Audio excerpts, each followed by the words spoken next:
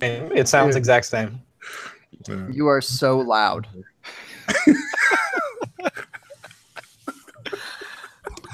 Oh man, How is this possible? How is this possible? how did you get louder? He's so distraught. Log out. Log out. Turn it off and turn it back on. Hey, bro, can I get That's a what reset I on did. life?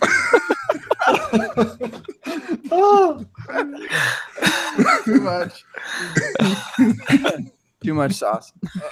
Oh my god! Did he really restart his whole computer? No telling. Oh my god! Oh man. Hey guys, we're live. Okay, cool. All right, that's how we're starting the show. Why are we live? I'm gonna be yelling. Now he's whispering. He's self-conscious. Yeah, look at him. Too loud again? I think you sound great, Tyler. It's all good, Tyler. Sound great, man. I think you're fine, man. You're good. Hello, little boy. Yeah. Oh my god. Well, if you didn't know by now you know. We are live on the Fake Pigskin Open Bar. We have gone through quite the stream of technical difficulties through Tyler Gee, the decibel demon here, and coming through with the names again, right, J Mike? And DHH Adam, you're what on Windows 97? That's I 2000. I put that out, but I have no source. I was just kind of putting that out there. J Mike, I'm going to start with you before we talk to these other people, these rude guests of ours. How are you doing, man? Bro, we should have been recording about 10 minutes ago, not because of the technical difficulties, but because of the absolute nonsense that is Tyler Gee's current mic situation. Tyler, do you want to say a few words here, or Maybe if I don't yell them. Oh my god, that's so loud. Is it really? no? Oh my gosh. Oh, you sound great, man. So apparently, my mics have just turned me into a shrieking demon. Some of you would know her as mother-in-law. No, I'm just kidding. My wife's in the other room. Thanks for having me on, guys. I hope I don't blow up your speakers. I don't know if you're laughing at me or you're laughing at the fact that I'm blowing up your speakers right now. So I have no idea. Pat. I would never laugh at. I'm always laughing with. That's for sure. But we're just happy to have 1/3 of the F3. Well, I guess it's not because it's F2 the third. So I mean, it's not really a third. I'm one of the Fs. You're one of the Fs. Yeah, you're a product of the F. Yeah, I'm not sure if I'm the fantasy, the football, or the franchise. The way Gabe looks at me and twirls his mustache, I kind of feel like I'm part of the fantasy. At least for Gabe, I am. I don't know, though. Definitely F1. Yes. Definitely F1. That sounds like a vitamin I should be taking. Did you have your F1 today? You know, the doctor always makes me lie to him. When's the last time you took a vitamin? I don't know, Flintstone? It was like 7? Hey, those Flintstone gummies were good, man. I Freaking mean, are good. Excuse me. Can you OD on those? Asking for a friend. How old are you now? I feel like think it's you're possible. Just liver damage. It's not a big deal. Oh, I've already got that going with the beer. Beer and There you Flintstone go. vitamins. Yeah, Long life. Live long and prosper right there. there you go. Can personal training fix a jacked up Flintstone's liver? Like, is that possible? I don't don't think it can so. mitigate a little. I'm pretty sure. I'll Okay. try. Y'all holler at Adam if you've been taking Flintstones for the last 30 plus years. He's got you. Wait. Adam, are you a personal Got you trainer? covered. I am, yeah. Yes. Oh, man. You don't, look, Oh, you man. don't see the traps on here? Oh, I see him. I just Straight to my head, need his man. buff or something. Like, Go shoulder to head. Let me twist that mustache. Oh my god. Where'd you get them traps, young boy? Yeah. Be my triceratops. Yep. This is about right. Yep. I don't know where we're at. We got to finish introducing who we actually have on. Okay. So good segue. Yes, Beautiful segue to go to Adam. Welcome to the show, brother. Hey, so I lit 2 laptops on fire and then frantically grabbed my roommates to be here. So thanks for having me on. That's the commitment we need. Exactly. We need. Is the Robbing your roommates. I'm not Drew, by the way. Oh yeah. There you go. Okay.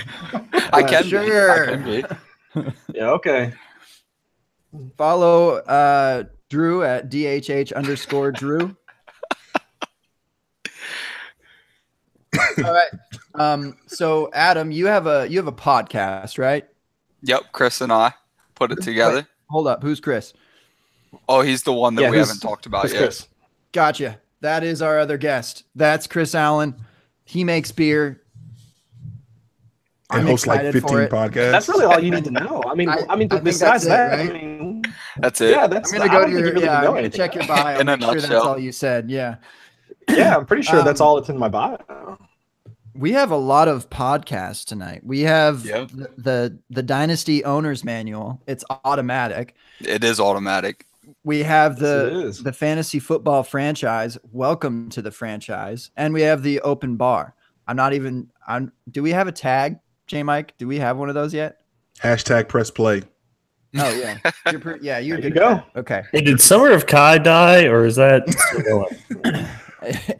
I mean, we're just waiting for June. What is it? 21st. Then we're hitting it, man. Fact. That makes Full sense. throttle. That makes sense. We're looking out for you, Kai. Got our eyes on Andrew Luck. I tried to buy T.Y. Hilton the other day. Is that a good idea? Or should we Yeah, wait I till just Andrew bought him Luck throws yesterday, the football? actually. Yeah. Just got him yesterday. I got him for I can't even remember now. 19 first and Nelson Aguilar for T.Y. Hilton. When now very old team worked out. I feels I like like- I think that's a good price. Yeah, I thought so. That's good. It's going to be a late first probably, because I'm going to win the championship. So That's how Yeah. Calling your shot. Said everyone who's trading. yeah, Everybody you exactly. trade for their future first. It's probably a late It's first. late. Exactly. Okay. Yeah. Yeah. I got it this year anyway. So what difference? That is If it's on does Twitter, it's a late go first. the trade conversation, and it's always just this bullshit tactic like, oh, your team's good, man. It's probably going to be a 10th, 11th, 12th pick. I mean, that's realistic. Yeah. The worst is when you see a trade go down and you'll see like the guy that's the worst team in the league and he gives up his first for like just trash, and you're just like, oh my gosh, I just saw the guy just get the freaking 1-1 or 1-2 for nothing, and it's so upsetting. Why did you sell Keneal Harry for so cheap? Yeah, that's going to continue. What was that trade again? TY for what? Nelson Aguilar in a 19 first. All right, Like- so here's the question I've been battling doing recent mocks. Are you taking Josh Gordon? Mm-hmm. Not Josh Gordon, I'm sorry. Doug Baldwin or T.Y. Hilton? I think it's got to be Ty, man. I mean, you're getting a few years there as well, and also he's just unbelievable with luck.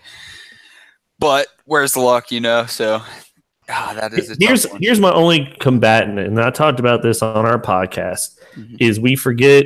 So last year we throw away T.Y. Hilton's year because, duh. Mhm. The year before that, he's wide receiver 6. So we're like, oh, T.Y. Hilton, wide receiver 1 when Luck's here. But did we forget about the year before that when Luck was very much there and he finished as wide receiver 22? Ooh, was it 22? I thought it was closer to Yeah. 1. Yeah, it's pretty deep. So it's like a lot of times I think we have those rose-colored glasses, I feel like, in some ways when it comes to T.Y. Hilton, because I feel like I constantly see, well, if Luck's back, he's wide receiver 1. I'm like, is he, though? Do you happen to have the number he finished with last year? Which wide receiver was he last year? 30-something. 30-something. Hey, he won you 3 weeks, though. That's for sure. Maybe That's 2. all you need, Maybe right? 2. That's it. So 27 in PPR. He finished wide receiver 27 last year. Okay. And in 2015, to vet my thing, so I'm not just talking about, but yeah, it was wide receiver 22. Okay. So I don't know. I think that I like to put a little cog in most people's perception of T.Y. Hilton. I like him. I'm not saying I dislike him, but I don't want to just automatically assume Luck is back wide receiver 1. If T.Y. Hilton is your wide receiver 2 right now on your teams, are you comfortable with your roster? Oh, yeah. I'm going to win the championship with Julio and T.Y. No doubt. No doubt. You said that with a straight face for a long time. Yep. That's my all my teams Julio Ty combo. That's my $250 FFPC league. Ooh. And yeah, okay, lock it up. And I adopted it. And the first move I actually made, if we're going to talk trades, is sent Fournette in a 5th for Cook in a 4th. In the startup? No, I picked up the orphan. Oh, it was a pretty quality orphan. I was like, if I'm going to drop 250, I should probably pick a team that's going to be pretty solid. What do I have? Kirk Cousins, Dalvin Cook, Alvin Kamara, Julio Jones, T.Y. Hilton, Deion Lewis, and Robert Woods is the starting lineup. Not mad. I'm not mad at it. Yeah. I love me some Dalvin Cook, so. Me too. I'm all about it. But I mean, 4 games is kind of scary. I haven't been able to really argue that too much this offseason because it's like, oh, I love Dalvin Cook. And then the rebuttal is always immediately, well, he only played 4 games. It's like, what do I really say to that? Yeah, you're right. I mean, he did only play 4 games. I would say. I think you say the 4 games thing in trade talks in hopes that that's like a bad thing or something. Right. Only played 4 games, man. I would just tell him, okay, well, I mean, there's just as much hype around Jerick McKinnon right now. And I mean, Jerick McKinnon Jerick McKinnon was less productive behind the same O-line and the same coach. Yep. That's undeniable. Even in those 4 games, I think Cook averaged 4.8 yards a carry. McKinnon averaged 3.8, a whole yard less. And there wasn't injuries to the line. There wasn't a change of coaching. Yeah, cool. So, but guys, McKinnon or Saquon. I mean, hey, I saw a Devonta Freeman or McKinnon get thrown out, and there was votes for McKinnon. It was still like 40. It was 40-60, but they're still 40%. I think Tevin Coleman is better than Jerick McKinnon. Why are we talking about Devonta Freeman versus Jerick McKinnon? The Tevin Coleman hype next year. Oh, it's gonna be insane next year. Yeah, until he gets Carlos Hyde. That begs another question. Obviously, and somebody I forgot I saw Shane Manila on Twitter. He retweeted an article from someone at DFF. I'm not sure who, so I'm sorry about that. But they were talking about next summer. It's the Duke Johnson, Tevin Coleman bonanza, if you will, in terms of obviously both those guys will be coming off of these rookie deals.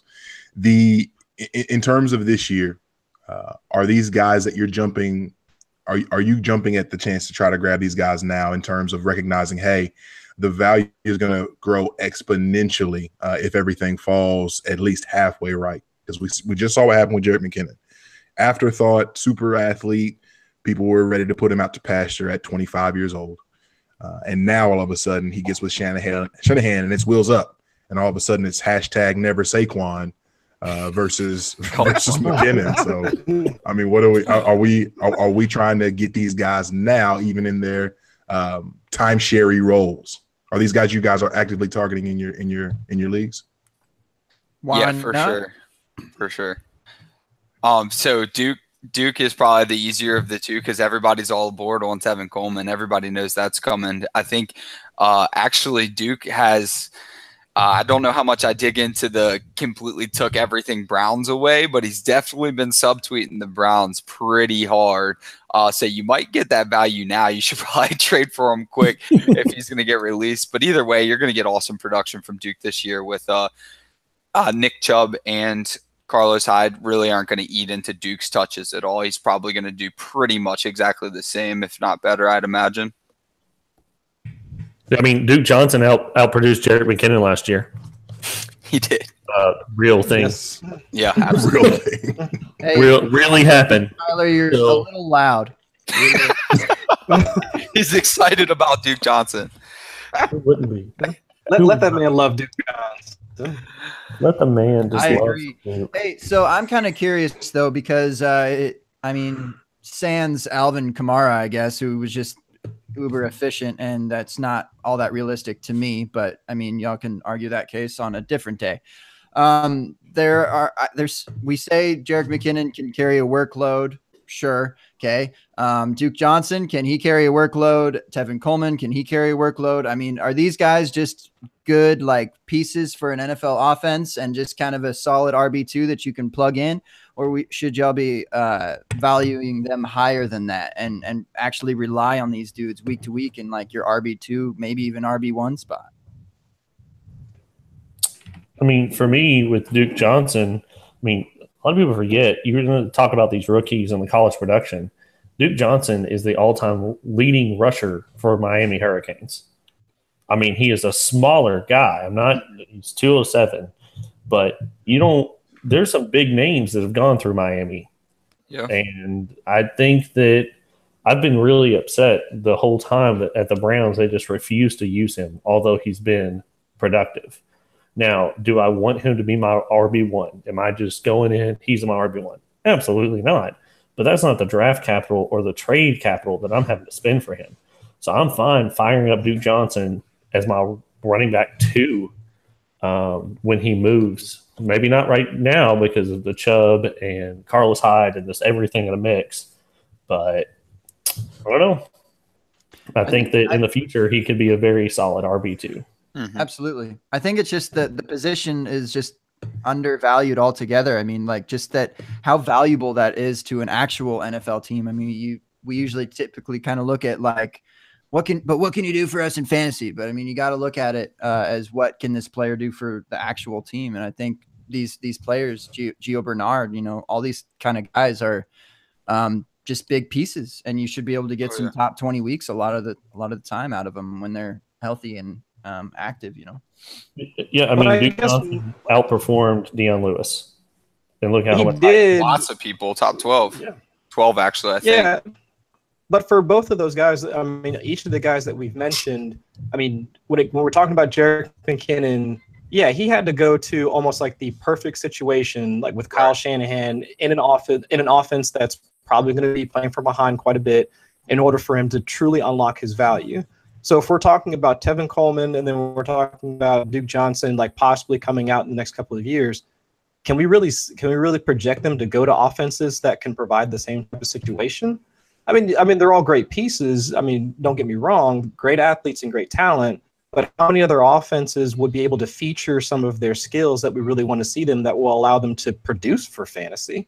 Yeah. I mean, well, it's almost Johnson's that third down back because at least when he goes there, he's going to have a role. Teams aren't going to pick him up just to say, hey, we're going to try to make you our RB1, and then he just gets Carlos Hyde. Like I said earlier, I mean, he's going to have a role. Tevin Coleman, on the other hand, I think a lot of teams are going to be super excited to put him in and plug him in and play him at the RB1 spot. And that's far scarier going into free agency because he could go anywhere at that point. And then if he gets stuck behind a bad offensive line as the RB1, it's a little different than being the third down PPR juggernaut on a bad team, which is awesome.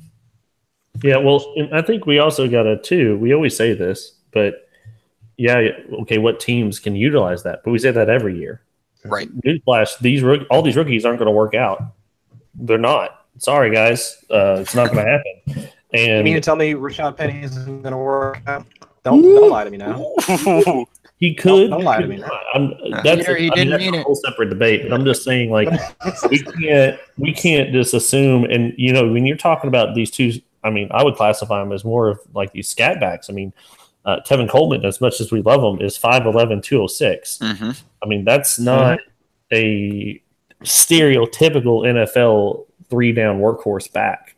Now, does he still have value? Sure. I'm not saying he doesn't, but I don't know. But I make the same argument for Jerick McKinnon, and no one seems to care. So well, just a quick fact check. Quick fact check. Tevin Coleman 6'1", 210. Oh, 210. That's That changes everything. Website, my friend. I got a different website. My bad. I don't know what's right. I know on Madden he's 6'1", 210. And I know on Dynasty. Oh, those are the only numbers that matter. Yeah, exactly. That's all players care about either. Dynasty League Football has him at 6'1", 210 as well. So okay. So just a quick question. In terms of trying to value these guys now, what are you giving up? Obviously, I feel like we kind of landed on, hey, like we still have to have the right mix of somebody signing them in free agency and like a situation. Like all of that still plays a factor. Obviously, if Duke Johnson gets signed to New York, the Giants, then it's like, okay, whatever. This isn't fun anymore. Shane Vereen, yeah. Right. So what are you? So right now, you're in a 12-team PPR league. What are you giving up for Duke Johnson? You want to use this year's first? Because I'll do that. I mean, so this year's first where? I mean, I'm fine starting off with a second. I know. I bet you could get him for an early second. You guys think so? I might have to go shopping because I'm talking late first, maybe. I bet you could. I mean, third and argue that he's third in line for touches and really only on third down. I mean, yeah. And they'll say, oh, you did fine with Crowell back there. But he's like, but now you got like 2 Isaiah Crowells that are a lot better than Isaiah Crowell. Yeah, for sure. Yeah. Well, what do you guys think? How many wide receivers from this class would you take over Duke? Ooh, I like no. that. Oh, like no. Because I would only take DJ Moore over Duke, I think. It would definitely be close with that for me too. I mean, of course, my boy Sutton, but oh man, I think I take him behind two guys, probably DJ Moore and my wide receiver too, which is Anthony Miller, who's I think is awesome. But of Anthony Miller. It's at this point it's an obligation. My Suttons, yeah, it's true. It's fair. We have to say our takes. I'd have to think about Calvin Ridley for DJ Moore, but I think if I had Calvin Ridley for Duke, I think if I had Calvin Ridley, I'd probably pull the trigger on that though. I don't know. I really like Christian Kirk and Cortland Sutton and DJ Moore. So maybe I'm the less bullish of you all, but maybe I'd be looking at those three. Okay. Anthony Miller. I feel like they're close. Yeah, I think they're all pretty close though. Okay. So we're still talking early second, late first, even with the aforementioned player. That's the range. So let's get really gritty. What are you giving up for Tevin Coleman? Are you taking any of these running backs in this class above Tevin Coleman, besides Saquon, obviously? Yeah, I would. Mm-hmm. Like who? Just tell me who. Nick Chubb has been my 1-2 for a while. Okay. I mean, Nick Chubb I don't think the injury has changed anything, and I think that he's just explosive. And I think that, a lot of people will say, well, Cleveland's a bad landing spot, which I agree. But there's tons of people that land in bad landing spots. Alvin Kamara was in a bad landing spot. Oh, yeah. With AP and Ingram. Mark Ingram, Juju Smith-Schuster was in a bad landing spot. Traverse Cadet. Yeah, so don't forget about him. Yeah, it very well could be nothing. I'm just saying, but okay. I just feel like when Todd Haley has coached the 2 running backs he's coached has been Le'Veon Bell and Jamal Charles. And those have been, and we're hearing news that the Browns have basically said, you are taking the offense. Tyler, it's your offense. So you have an offensive coordinator who has 2 bell cow backs. That's what he's used his entire life. And when they made the pick, if you watch the draft, they immediately hand it from the owner to Todd Haley. They don't even hand it over to the coach, to Hugh. They hand it over to Todd Haley, and Todd Haley's first words were, you're my type of back, right? That was his first words to him. And so I really like Nick Chubb. I think the Browns are making progress moving forward. I think Chubb either this year or next year will be a 3-down back. Maybe you got to plant your flag somewhere, and that's where I'm putting my flag on Nick Chubb. So well placed flag, sir. Well placed. Absolutely. Yeah. Go ahead. Sorry. To hit on Carlos Hyde real quick. A lot of people are talking about how to value Carlos Hyde right now, and that's a super hard question. He was a very expensive insurance policy, and it's hard for a lot of people to grasp that because he was the best running back on the market. I like Carlos Hyde enough. He almost got 1,000 yards, but he didn't play 16 games, so he averaged over 1,000 yards. Like him enough. I think he was elevated by Kyle Shanahan a lot in that passing offense. But my point is he was brought in case they didn't hit on a running back, which is perfectly fine. Good strategy. Same reason Tyrod was pulled in, I think. But I think you kind of just have to value him as if he's hitting free agency again next year, because the way the contract is structured, from my understanding, is that he's a pretty simple release next year anyways, which is why they made the contract that way in case they did hit on a running back. I think the plan was the whole time they were never going to take Saquon, obviously, but they knew that this running back class was pretty deep. Grab the best running back on the market because you have the money for it. I think a historical level of cap space, actually. So go grab the best running back on the market. And I don't think it's any hit to Carlos Hyde. It just kind of sort of happened that way. Hopefully Nick Chubb takes a little bit to develop. We get some quality starts from Hyde, but you probably have to just go into it with the same thinking that we're doing with Duke Johnson and Tevin Coleman, where you might strike gold by Carlos Hyde because he's low. Sure. He is to the floor. Same thing as Duke and Tevin, the exact same scenario. He's gonna be a free agent next year. Rank those three. Tevin, Hyde, and Duke probably for me. Probably, yeah. But I bet you could get Hyde cheaper though. You probably could. Of the three? Yeah, yes. I think you probably could. Yeah. Yeah, because with this contract situation, and everyone seems to be much higher on both Hyde and Coleman, or not Hyde and Coleman, but Duke and Coleman. Yeah, I think you can get them for even higher on Duke and Chubb at that point. Yeah, right. Yeah. So yeah, definitely buy Hyde. Good point. That's so interesting. Wow, tables turn fast in the NFL. It's crazy. Kind of sucks for him. The there's a lot of teams that could pick him up next year too, and I mean, but I still think he could have a fine season this year. I think people get pretty excited about rookies right away, and they think that Nyheim Hines is gonna just usurp. Here we go. All over the biscuits. I love these. Nyheim, you are going to usurp all over them. Colts and Marlon Max, all over it. Stop you up with a biscuit. Usurps. You heard it here first, guys. Usurp on Nyheim Hines. Usurp. Leather it all over his body. Get ready for the season. But I think people get pretty hyped about. I know Chubb was kind of a higher draft pick, so you expect him to jump in a bit earlier. Fair enough. But we have high expectations, and we don't necessarily have to expect that. It's okay to buy Hyde cheap and just even ride that out for the half season that it is or whatever, and then he gets dropped or released or traded to the Bills. Yeah, hopefully not, but or like the Ravens or something. I don't know. Kind of sweet. The Patriots are going to sign him. Yeah, yeah. They wind up signing everybody at some point. Yeah. We all lead to the Patriots. Every one of us.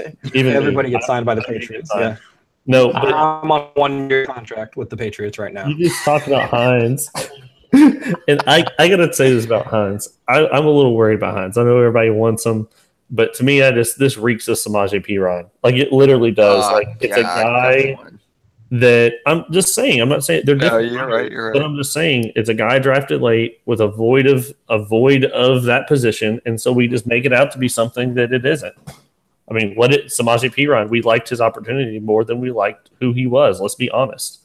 No, that's a good comp. I'm just a Redskins fan, so it hurts. But whatever, we got Geis, and I'm super pumped about that.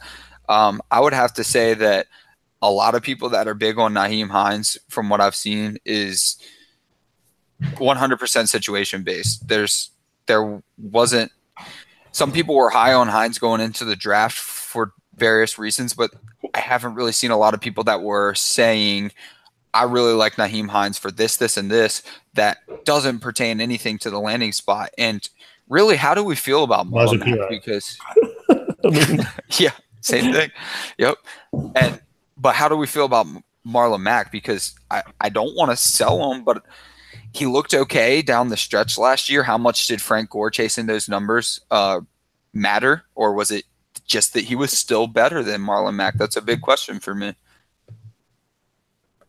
I think at this point it's too early to tell. Like regarding in that situation, I look at the Hines Mack situation almost the same way I'm looking at the Derrick Henry Deion Lewis situation. In that I think we're overhyping Nyheim Hines at the expense of the talent that's already in place right now. Marlon Mack's been there. I do believe that Marlon Mack is talented, but and don't get me wrong. I think Hines comes in, he brings in a separate skill set.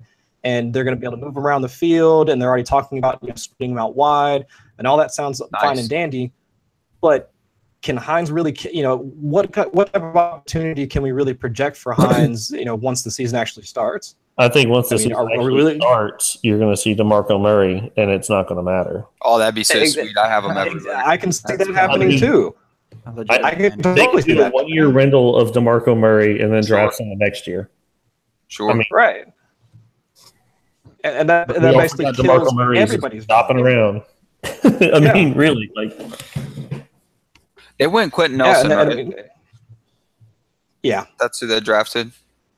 Quentin Nelson, 6th overall. Yeah, and then like 2 other guards. Yeah, that's a Colts. Yeah, That is awesome. Couple guards, couple running backs. Yeah. I want whatever running back is there early next year. I don't think how we much have do you the weigh? Colts 300 starting running pounds back on this roster for 2019. Right? Oh, absolutely not. But you know what? Marlon Mack could do a big service to himself by becoming that third down back, because that's where I think that he was the most useful from just the games that I saw. If he fit into that role, sure, Nyheim Hines takes over the early down role. Whatever, I'm fine with that if I'm a Marlon Mack owner for this season, because if I'm owning Marlon Mack, I'm looking to 19 and waiting to see like Bryce Love is coming out next year, right? So let me add on to that, because I think you just hit it on the head. So let's suppose DeMarco Murray doesn't go to the Colts. Let's suppose this is Max Field and blah, blah, blah. I think you're going to see some production because of volume. I'm going to sell in the middle of that production, because I think at the end of the year, people are going to come off the high of, well, he was good off production, so the Colts may draft a running back. And then now you're holding Mack without top choice prime meat. I would much rather sell in week 8 or week 9 or week 10 of the season and just be like, oh, yeah, here's your future first for Mack. Sure, it'll be a late one, like everybody's pick is a late one. And then you just, oops. And then when the Colts draft a running back, you're just like, oh, who could have foreseen these circumstances? Right. So of course, you're winning it. I mean, if Mac's the winning piece, well, then you keep him. You can't take away a championship. But I don't know. I think he's going to be, if no one else shows up, I think he has to be almost a running back 2, running back 3 because of volume. Not even because of athleticism, just because someone's got to carry the rock. I'm not doing it. You're not doing it. Someone's got to do it. I'll do it. I mean, it was like Frank Gore had like 250 touches, and he's gone now. So there's 250 touches just floating in the air at the Colts. Breaking news, Chris Allen was just released by the Patriots and immediately signed by the Indianapolis Colts. Pack your bags. Traded for a conditional. I'll be there for 1 down. Yeah, I'll be on the field for 1 down until I get turned into sawdust. Yo, you would get out on the field? You would get out on the field? That's insane. Yeah, I would get out on the field for 1 play. That's it. That's all I could take. Yeah. That's crazy. Before we pass on Marlon Mack, though, I just want to be clear that I don't think any of us are trying to say that Marlon Mack's as good as Duke Johnson. He's not as good as I don't even think he's as good as Chris Thompson. I love me some Chris Thompson. I would like him to get into that niche this season, though. For his longevity, to keep him as an asset, I would like him to get into that niche. If he falls into the early down role, I wholeheartedly believe he will be replaced in next year's draft. Where does his I was just production? gonna ask. I'm sorry, J. Mike. Go ahead. You go for it. Ask where he was relative to the guys we were talking earlier. You know, Duke and Tevin. I mean, are they close at all for y'all, or is it? Just I put him way behind all those guys. Yeah, I agree. Because it's funny because I mean his situation is probably the best. I mean, versus that's the sad part. He's behind two guys that can carry the load, and Tevin's still behind Devontae Freeman. I mean, Tevin Coleman gets his work still, but I mean Marlon Mack's clearly out of those three, I think in the best position to succeed early on, at least. So it's would you trade Mack early on for one of those guys? Right. So let's say Mack comes out and is producing. Would you take Mack and go, hey, give me your Tevin Coleman? Yes. Yes. Oh, absolutely. 100%. Yes. But I could see in a world where that would happen. Week 3 or 4, Marlon Mack, if DeMarco Murray's not there, just production-wise, I'm just saying I could see it happening. So that's remember the trades that were going down for Gillislee after week 1 last season? Oh, man. Unbelievable. Please remember that going into this season. Please remember that because you need to know what players on your team are. It sounds simple, but actually good, basically. Please keep that in mind. Like, I do have a few players on my team where I'm like, they're on my team because I know that they might produce early, and they're going to be off my team probably by week 3, and that's what I fully intend with some of the players on my roster. Yeah, we might have to wait for production on Marlon Mack because their first 3 opponents are Bengals, Redskins, Eagles. So probably not going to hit that early season production. True. Probably not. True. But I mean, anything's possible. Right. I just think the moment that Andrew Luck throws the football, like every single Colt is a first-round pick. Pretty much. Yeah, pretty much. Eric Ebron, get in here. Yeah. How do we feel about Jack Doyle then? Yeah. I hate both of them. You're pushing the limits, Adam. I hate both of them. Now you're acting like Drew, Adam. You're now I'm being a real Drew. I never liked Jack Doyle, to be honest with you. He was just very volume dependent because I'm not very confident that Jacoby Brissett was able to really throw to anyone else. I think he did. He had a valiant effort, but he wasn't Andrew Luck. So I don't think I want either of them. All right. We've spent way too long talking about the garbage Colts. This is not good. and very little of that discussion was spent on Andrew Luck. So this is no, we got to stop. That's pretty bad, to be honest. We might not I hear he's throwing Nerf balls. No, no. Tyler, stop it. No Indianapolis. # never Indy. Shout out to everyone in the YouTube chat for coming and joining with us. A lot of the same faces, a lot of new faces showing love as well. And guys, we have actually sidestepped, hurdled, bamboozled the actual elephant in the room. We had breaking news happen literally. What'd you say? I said Mr. Irrelevant. Yes. Mr. Irrelevant. We had breaking news happen right before recording the open bar, literally minutes before the open bar. And we don't even care. And we don't even care. Like almost 40 minutes in, bump that. The tight end wonderkin, probably 50 million people's tight end 5, Hunter Henry. First day of OTAs, non-contact, injury, goes down in a heap. We come to find out Hunter Henry, torn ACL. The tears in Los Angeles cannot be cleaned with mere Kleenex. It must be caught with bathtubs and carried to the fields of Fayetteville, Arkansas, to be poured over the field where Hunter Henry did his best work at the University of Arkansas. That is some imagery right now, y'all. That was fantastic. Like, you know that is some imagery right now. Are we allowed to cry on this podcast? It's too late. It's too late. Someone recorded that. I hope someone recorded that. Like, somebody give this man a Pulitzer or something like that. I needs that. A Pulitzer. I don't know. Trying to syrup in that word. And Don't you use syrup on my Pulitzer? Don't you do that? What's the over under on re-signing Antonio Gates? 3 days? Oh, like never 3 left, minutes. I think he's gone. He got released. Oh, okay. Oh, he Didn't didn't. Yeah, he'll probably resign then. I mean, who else is out there though? I mean, Kobe Fleener. Anybody? Oh, gross. Fleener. Kobe Fleener should pay them to play for him. I mean, he's still out there, right? Yeah. I can't think of it. Who else? I mean, in terms of tight end, Virgil Green. Yeah. If he didn't retire, yeah. We've been waiting on Virgil Green to pop for Virgil what, 5-6 years now. Can they get Ladarius Green back? Maybe. Oh man, that'd be interesting. The Steelers will probably give him back for nothing, right? Yeah. Somebody, I can't even remember who in the chat. Somebody said just put Mike Williams at tight end.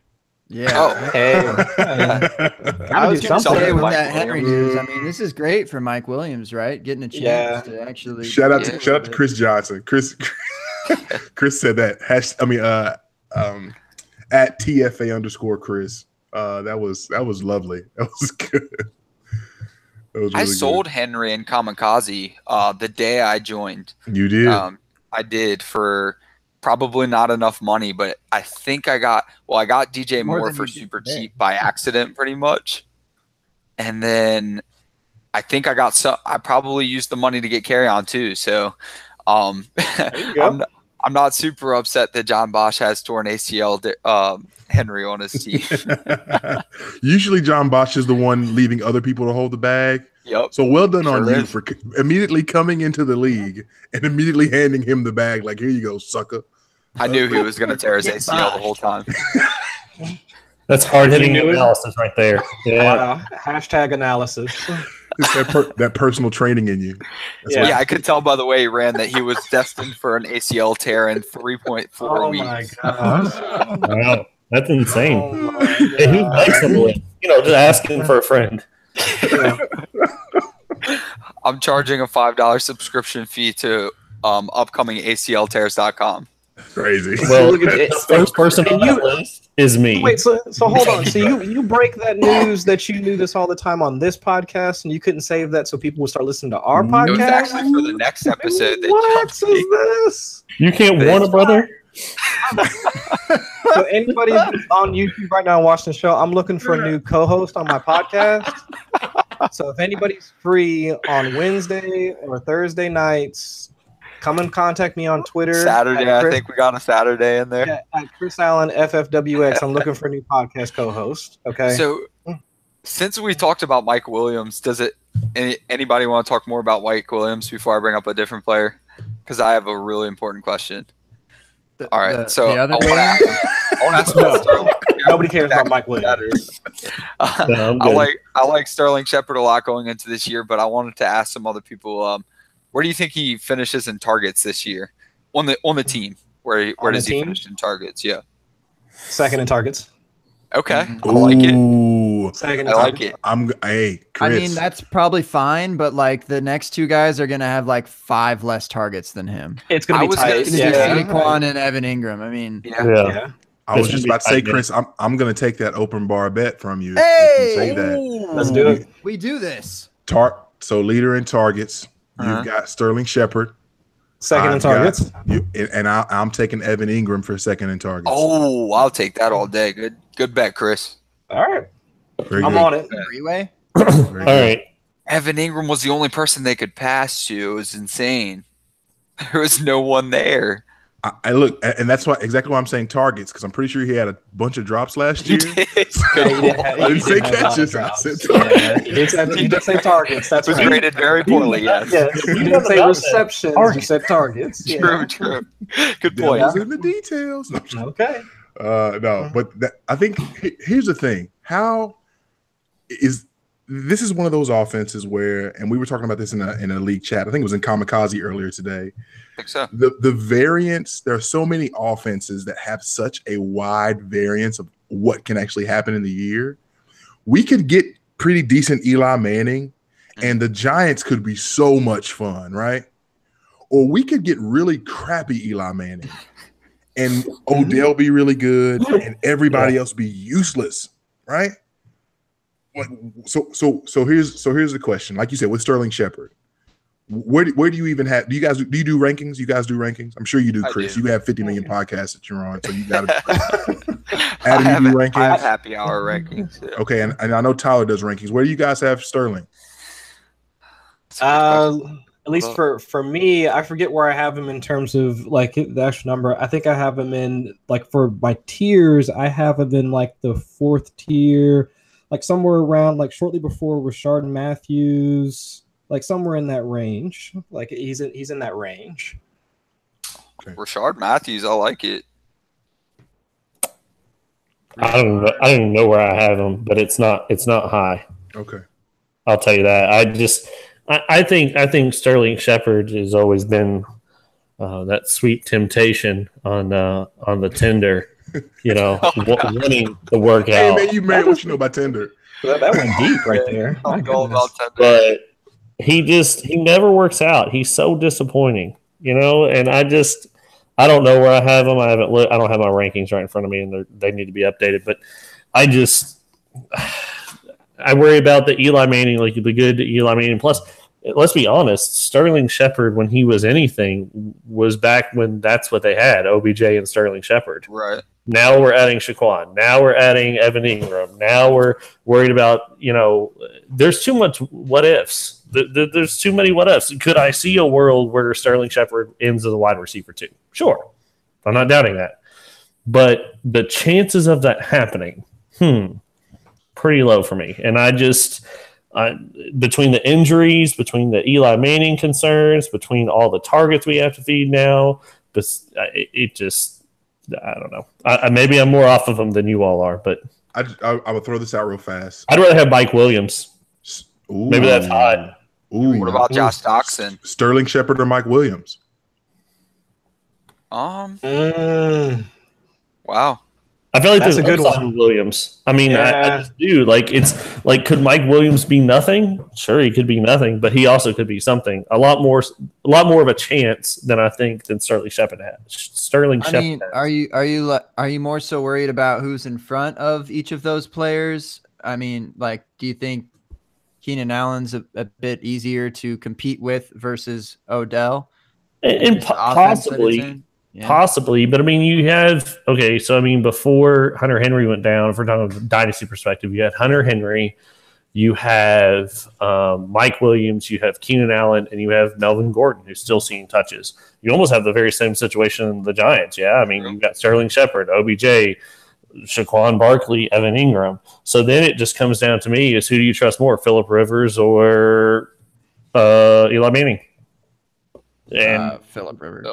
Absolutely. Phillip Rivers. That's what I'm saying. And then also you got to take into fact, I love Keenan Allen. I think he's a fantastic wide receiver.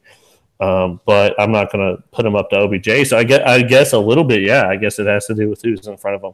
And I think it also just comes down to draft capital. I mean, Mike Williams, how much rewind? We are forgetful people in the dynasty community. Rewind a year ago, like where was Mike Williams taken? Even in the NFL draft and in your rookie draft, like where was he taken? Mid-first, right? I mean, in January he was talked among Corey Davis versus Mike Williams were top 2, and then it was the running backs. So there you go. And but how much is it? I hate to say this, but a lot of that coming from Clemson. I mean, even the Deion Kane talk got a little bit ridiculous, right? Like, yeah, he's trash. I think, yeah. I think anybody that comes out of Clemson is going to get that boost. It's like, oh my goodness, he's coming out of Clemson. My point, I'll back up Sterling Shepard just a little bit. I really liked him a lot, but you made a good point that he was kind of forced opportunity, and I get that.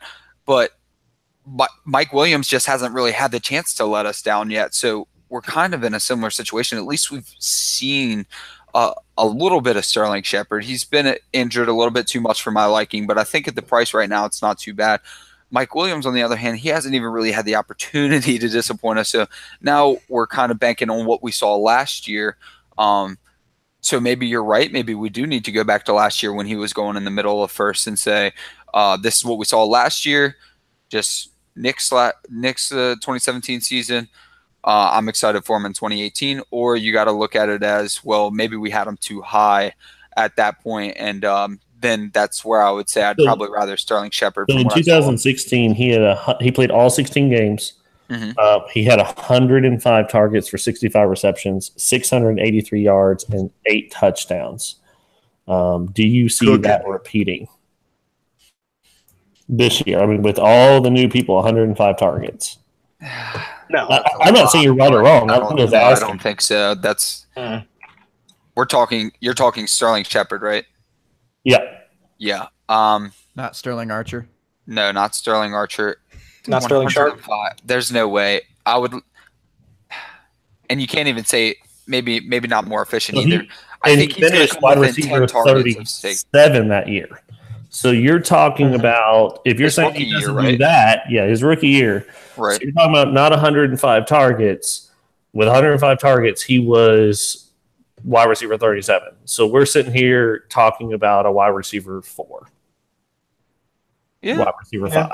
Wide receiver 4.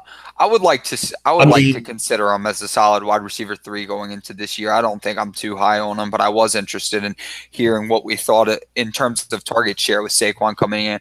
I would like to think that he's going to be second, but I would consider Saquon within probably 10 or 15 targets of him, to be honest with you. It's going to be close for the second guy. And then I just think Ingram's not going to be that great, even though he's probably dynasty tight end 4 now since Hunter Henry destroyed his knee. Mm-hmm. But giant shout out to Addison Hayes at AmazeHayes _ on Twitter. His website, if you haven't visited it before, I definitely encourage you to check it out. ffstatistics.com. And the man has just basically built a database of awesomeness, basically the pro football reference for fantasy, basically.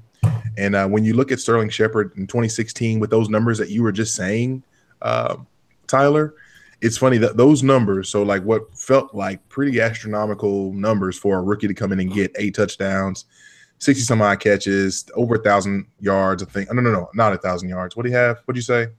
800 or 687 yards, something like that. So 687 yards or whatever. And he ended up as wide receiver 36 with 8 touchdowns. Like, I just don't like, I don't know if he can have enough catches to mitigate like breaking through that ceiling. And on DLF right now, in terms of ADP, he's going as wide receiver 35 in April ADP, or excuse me, May ADP. Oh, hold on, wait. May ADP. Golly, sorry. May 35. ADP. Mike Williams, wide receiver 38, just in front of Sterling Shepard in descending order. Devontae Parker. I just pulled that out of my butt. So Devontae Parker. Robert Woods. Every year, Devontae Parker. Cortland Sutton, Calvin Ridley, and Will Fuller is number 30. So, fun fact, I actually helped Addison with one part of this website. If you do the Z analysis, that's all me. Nice. Addison, nice. Look at all these 6 degrees of separation, because I'm pretty sure on the Dynasty Owners Manual podcast, he mentioned the fact that he did the Z score with you, Tyler. He did, and he also explained exactly how to use the website if you guys want to check it out. Little plug, but he did mention that you were involved in that. That's awesome. I think I'd have to get with you and talk to you about some of that, because I just kind of listen to him and Chris nerd out a lot of it. So I'm still looking to understand a lot of that. I was having flashbacks to my college statistics. Yeah, that was fun. And crying, so it was fun. Yeah. Yeah, I've been using the Z scores for a while just to kind of plot predictions and stuff like that, and then I've been actually using it a lot for rankings. So just using Z scores to actually make tiers for. So if you were to actually let's say some people actually make projections. They don't just do rankings; they take projections. I can actually take your projections and put them into tiers. So some people like to do tiers. And where do you draw the line? Like, how do you know this is tier 1 versus tier 2? Well, the Z score can kind of tell you. There's actually, I know you all know some math, but there's 3 +3 and -3 on the Z-score. So you can actually have 6 tiers made mathematically. It's not just, well, because I feel like it. Nice. And so Sterling Shepard, according to his age, has about an average Z-score, which means he's nothing special. I mean, that's But basically, you're not buying them for anything special either at this that's point. true. That's true. And it all comes down to price. I'll buy anything for price. I mean, you know, I don't You need say you'll buy anything full price? I'll buy anything for price. Even you. Even you came out. What's your price, man? You had to Ballin'. clarify. Well, okay, that came out. I've had a few beers. That I may get a knock on my door for prostitution. My apologies. Oh, I'm sorry. Tyler Gee, Mel Gigolo. All right. There we go. Man's got to eat. Man's got to eat. Lord knows teaching doesn't do it. Faster than you thought. Do you take a late second for Sterling Shepard? Yep. Maybe not late, mid to late. Or Sterling Shepard? This year, Or if like you're you're if you're selling going to him? trade him away, are you going to sell him for a mid second? Yep. Wow. I don't think I would. I think I'd rather hold on to that. In I just agree. about every Superflex league that I've seen, If that's I'm the getting offer. Anthony Miller in like Yeah. the 206 range. Okay, well, let's talk Superflex- standard. Let's talk Superflex, I standard. would, Well, and that's the thing. standard, I wouldn't. I don't play in any. Like, so I'm in like 5 or 6 leagues. Yeah, I don't have any 1 QB league, so I'm a little Right. off there. I only have one as well, but I So- try to get all standard because of the masses. Makes Yeah, sense. so I would do that in Superflex. I would not do it in standard. Agreed. Yes. Yes. I'll do the same thing. Yep.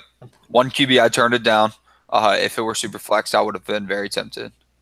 I would do it in Superflex. Yeah, that is a bit. Give me that Anthony Miller. Especially this year for Superflex. I think it's pretty deep for quarterbacks. So I mean, you might end up with Christian Kirk or something like that in a mid second. I mean, you might even end up with Josh Allen. So I mean, it could be. All right, so let me add on to that. Let me tell you a story. I'm not proud of this, but let me tell you. Man. Oh, this He drafted Josh Allen. Oh, I own so much Josh Oh Allen. my god. How? How'd you do that? But let me pause. It's in all of my super flexes, and every single one of them I own like the 212 or the 3-1, and he's there. He fell that late. And I'm just like, I get it. Like, I understand you hate the dude, but if he can just keep the job in the Superflex league, that's value. Like at 212, at 3-1, like I'm just like, no one else is here. Like I'm just like, I have to go with the upside. And I message all my groups. I'm like, am I crazy to go Josh Allen here? And they're like, who else is there? And I'm like, these people. And they're like, is this Superflex? And they're like, yeah. And I'm like, they're like, you got to take the upside. And I'm like, yeah. So, I mean, I didn't mean to. I own, like, I'm not a big pick guy. I sell a lot of my picks, my first round picks for vets. If you listen to my podcast, I'm just a big advocate of getting veteran talent. Maybe that's wrong. This is how I do things. But I own a lot of like upper first or upper second or upper thirds or late seconds for some odd reason. And I've just seen Josh Allen like, oh, it's the 212. Okay. Like, yeah, I mean, you have to at that point. I mean, I'm on board at that I point. own him in 3 or 4 leagues, and I thought I would own him nowhere. Oh. 0. And I own You him. love Josh Allen. Just admit it. Yeah, No, just say it. just Say it, Tyler. I'll buy it. Just admit it. Say Just it. admit I'll it. buy anybody for the right price. No, say it. Say it. Say you love Say Josh I Allen. heart Say you love Josh Josh Allen.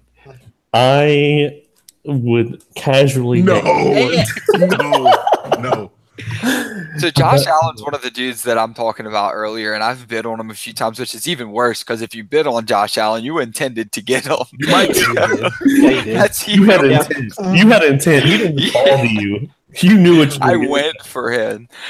So I've gone after Josh Allen a few times when he's in the cheaper range, and he's one of the people, like I mentioned earlier, that I'm intending to flip quick because I'm assuming he's going to be the first quarterback to start, unless he's really worse than AJ McCarron, and then we're all right about Josh Allen, Which is entirely possible. Perfect segue, Adam. And I'm gonna let you keep going. Yep. In the chat, Zach, one half of the Dynasty Dummies. What up, Zach? Zach at Tacit Assassin 13, I believe, on Twitter. He asks, what is AJ McCarron's value?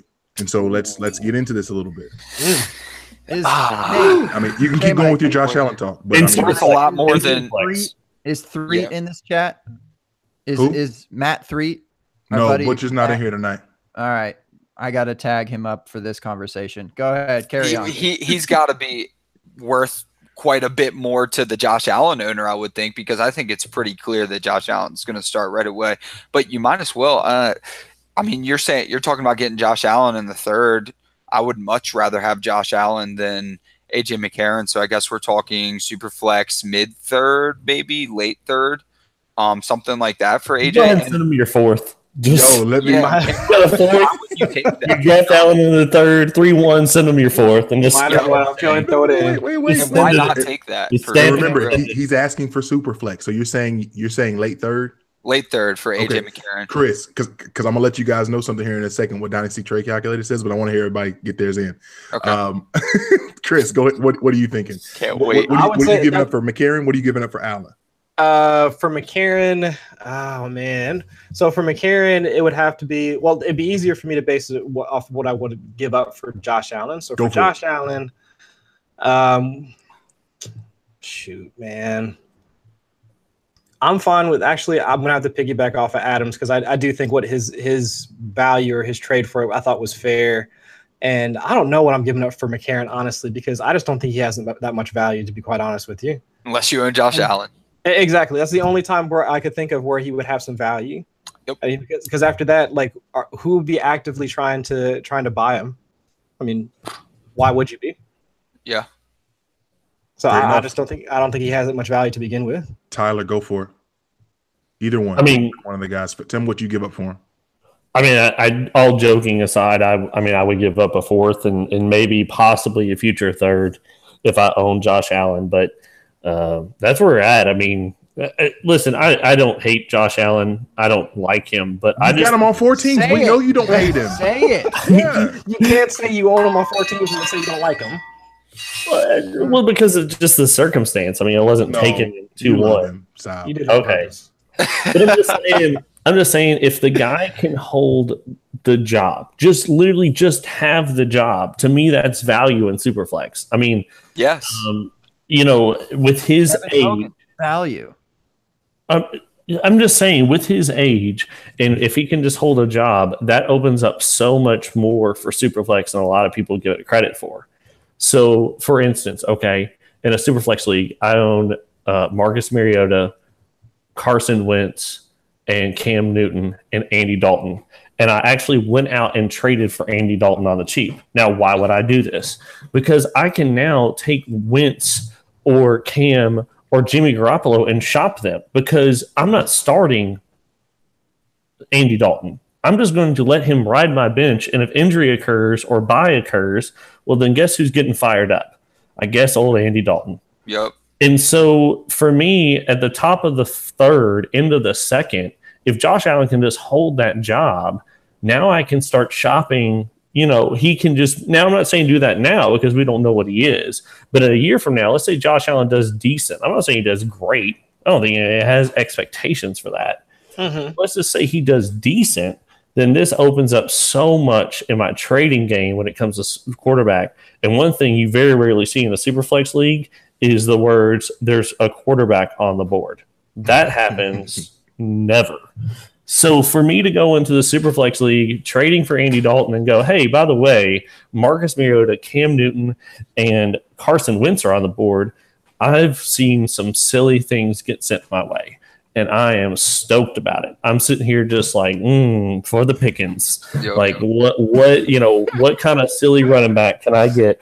Gabe, I know you like that. Say that again. I know you already recorded it. You'll watch it later, baby.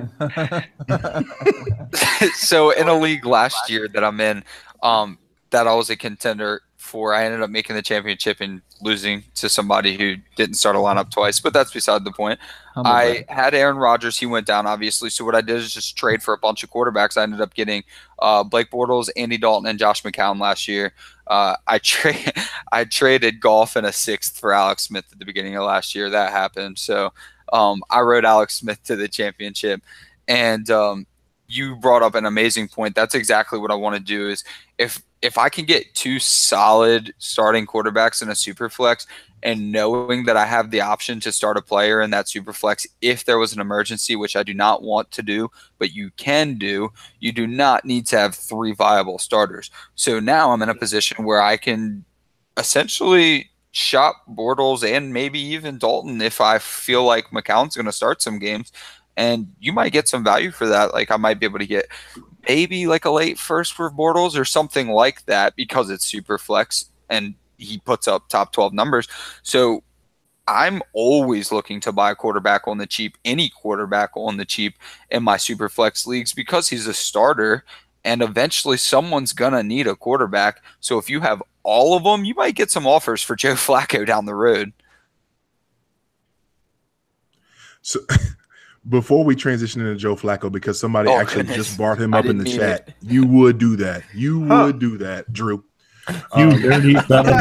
Just real quick on the Dynasty trade calculator, again, in a 12-team Superflex format, A.J. McCarron worth 8.7 points, if you will. The closest pick to that, the closest pick equivalent is the 201. What? At 9 points. And we're out. 201. Wow. Have fun with AJ McCarron. Now, yeah, no thanks. Now let's talk Josh Allen. Josh Allen. And again, 12-team Superflex, 22-year-old wonder kid who can throw it through your face. 13.4 points. Okay. Uh-oh. The closest to that, the 110 in this year's draft at 13 points. All right. So here's my question. Here's my real question. Would you do the 201 or both of them? Both of them. Superflex, you get Josh Allen and AJ McCarron. 201. Both of them. Both of them? Both of them. Yeah, give me both of them. Give me Buffalo starter. So here, let me reiterate why I have. So this is a league. I just looked it up. I can't remember what league it was. But one league I'm in, it's called the Trade Addicts League. Lots of trades, lots of chat. And I have Blake Bortles, Cam Newton, Mitch Trubisky. Mm-hmm. And I'm at the 212, and Josh Allen falls to me. Like how I just don't know how you sit there and go, no, I want Caleb Lodge. Like in a super flex. Josh Allen. 100%. Yeah. Like I don't know. That's just where I'm at, because if Josh Allen just keeps that job and just does a decent job, I'm not saying a good job, I can now shop one of those guys. Mm-hmm. I need you to be adequate. I want to send him letters. Just be adequate. Yep. Don't send him letters. Adequate. Complete 50% of your passes like you did in college, and let's roll. Yes. Maybe 51. I'll raise the bar for him. We've determined that AJ McCarron has value, guys. That's gotta be like 16 team Superflex. I mean, yeah. 201. Yeah. I'm just telling you. I'm just reporting the news, sir. I'll tell you this. Disagree.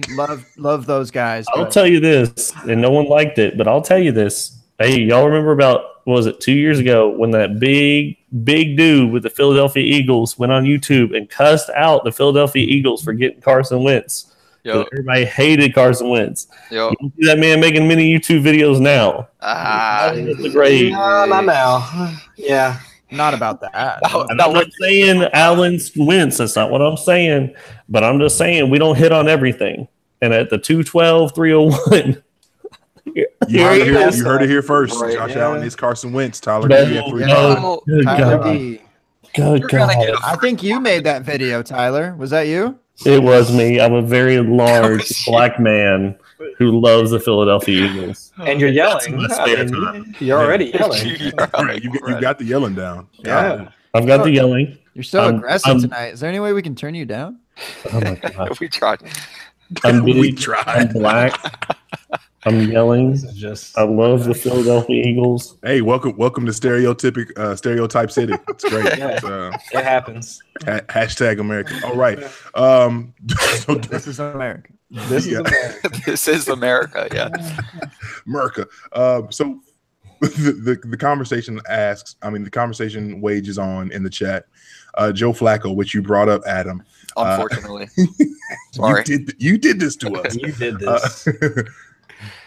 So Joe Flacco. Wait, Matt Threet just came in. Do we need to go back to McCarron? Do we need to go back to McCarron for him? No. Don't tell him what that was worth. Don't tell. Just Don't, pretend. don't say it. Don't Butcher, say you're gonna have to listen to the pod. Yep. To get to fire off your takes. You got to go back in time, man. So Joe Flacco. One of the questions that was asked: will Joe Flacco, and this is from our homie Daryl G on Dynasty at Black Dynasty Law on Twitter at Black Dynasty Law. Will Joe Flacco get another job after Lamar takes over? Yes. Okay. Alex Smith has a job. Yes. Oh, come on. My natural question was, what team does Joe Flacco go to and makes them better? Ooh. The Saints. I'm not saying The Bills. Why? The Bills. I mean, he is elite. He is elite. That throws a. I thought I was going to be able to answer this question, but that's actually tough. I was gonna say he goes to the Steelers. Definitely does not make that team better, but Antonio Brown, Juju, and Washington make Flacco better, and I like that. So sure. The Bengals. Yeah, maybe. Is it better? Is he better than does he Andy even- Dalton? I don't know. I don't That think they're the division same is person, pretty, actually. like, nasty to They're them, the but same you person. think they'd really do that? I They mean, switch. They switch. They're they straight act on the same person. Yeah. They change nothing. They could do Freaky Friday and nothing would change. Yeah, they're pretty much the same person. I don't know that I even value them much differently either. Okay, don't. let me throw these things out. Dwight Right. said Jacksonville, which next time I see Dwight, hey, Dwight. I'm gonna have to fight him. Come Saying on, that. Dwight. Hey, J Mike, is there any sort of like kick people out of the chat option? Yeah. I don't have any kind of moderator feature for the chat, unfortunately. Got it. He gets to fire off his Let's just all disgusting free leave. speech. Oh, look, goodness. Those are some hot takes right there. Yeah. What about Miami? Love you, Dwight. No, You don't think no. it makes? I like makes Tanny money? enough. I like him enough. It's better than Flacco, younger too. Sure. Anybody taking Flacco over Tannehill? No. Okay. What about Denver? Flacco or Keenum? Keenum. I'll take Keenum. Keenum. Give me Keenum. I think it. Flacco. I don't think there's a single team, to be honest with you. Why not the Saints? I'm running through the entire. Why?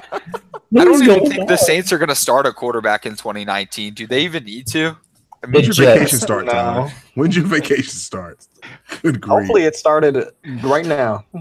ah, I don't know. I can't think of another team. I mean, The Toronto this is Argonauts. bad. This There you doesn't feel go. good for my take that he's going to be starting for another team in 19. But Hey, there's one out there. It's got to be situations The change Browns. quickly.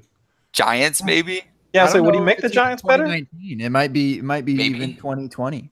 If we see bad Eli, it might make the Giants better. Yeah. Eli might be upset about that benching. We might see good Eli. So, Joe I don't Flacco. know. Flacco for All me. right, let's stop talking about this. That's just Depressing. it makes me sad. It makes me sad. Anybody want to guess how many seasons since 2010 Joe Flacco has had as a top 10 fantasy quarterback? 0. In the last how many seasons? Got to be zero. Since 2010. 2010. So 8 seasons. Give me 2. I was gonna say it's definitely like 1 at most. For top 10, I think Top he's probably, 10. I'm going he's high. probably I think he may have hit like 12 or 13 like once or twice, but That's what I think. I don't think he's been top 10 if I remember. Top 10. I'm going Single- 2. Whole season he got hot in the I'll take playoffs, it. right? So he wasn't even top 12 in the year that he got his contract, I believe. All right. Final answers. All right, I'm going 0. 2 because this is like the Price is Right. I'm Is just it more than Just Josh trying to- Allen, 3. J-Mike? I'm going 3. I'm sticking with my first answer. I'm going with 0. I'm going 3. Wait, going with who 0. said 3? I No, got no, 3. you I'm going can't say 3. 3. No, 3? no, that's too high. That's above our number. Yeah, but you said 2 and you said Price is Right, so I've got to go. Yeah, but go you're one the more. dick at the Here, end. I'm You're gonna the guy that mess put on with the show. I'm gonna mess with your mind a little bit. We'll say top 12 seasons. Oh, How many you top dirty. 12 seasons since Ow. 2010? 3. And now I'm going to go with 1. Now I'm going to change my answer then. Now I'm going to go Chris with is going 1. Adams going 3. What are you going, Tyler and Tyler? I don't. This 3 is messing with my brain. I got the over, man. I'm going 0. You know what? I'm going to join. Nice. Yeah, apparently he has an open podcasting position, so I'm just going to join him. See, there we go. See, Lord knows I a don't new podcast host.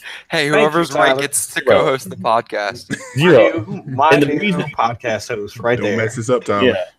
Yeah. Now, if you get it wrong, you're fired. Negative 1. Negative 1.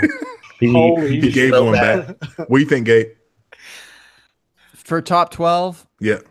I'm still between 1 and 2. I feel like he's had like that weird 11 to 12 season. So I'll just say 2 to be nice. But like 2010. Joe Flacco has one top 12 season where he was number 10 Fire. in 2010. His second best finish was number 13 in 2014. So me and Chris won, but the 2013. rules I knew of that Price 13 is Right. I Yeah. understand.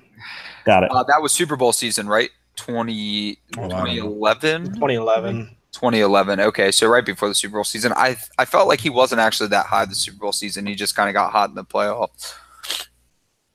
And the lights went out, so that's why. That helped. Yeah. You ever thrown so good that the lights went out? Joe Flacco has it. Flacco Joe has. Flacco. Yeah, Joe Flacco. has. Joe Flacco's an older Blake Bortles, I think. Oh. all right. Wait, how can he be Andy That's Dalton and Blake Bortles? How does he know? Wow. No, That Blake is like, Bortles just isn't Andy This is Dalton beyond. yet. This is beyond Mrs. Doubtfire. This is. This No, is I'm like just a kidding. movie. I like Blake Bortles. Please don't There's- fight me, there's Bobby. two- how do you? Bobby Koch is going to come for you, dude, if you talk Yeah, about no, I like Bortles Blake like Bortles. that. I'm just kidding. I'm just kidding. Oh, my goodness.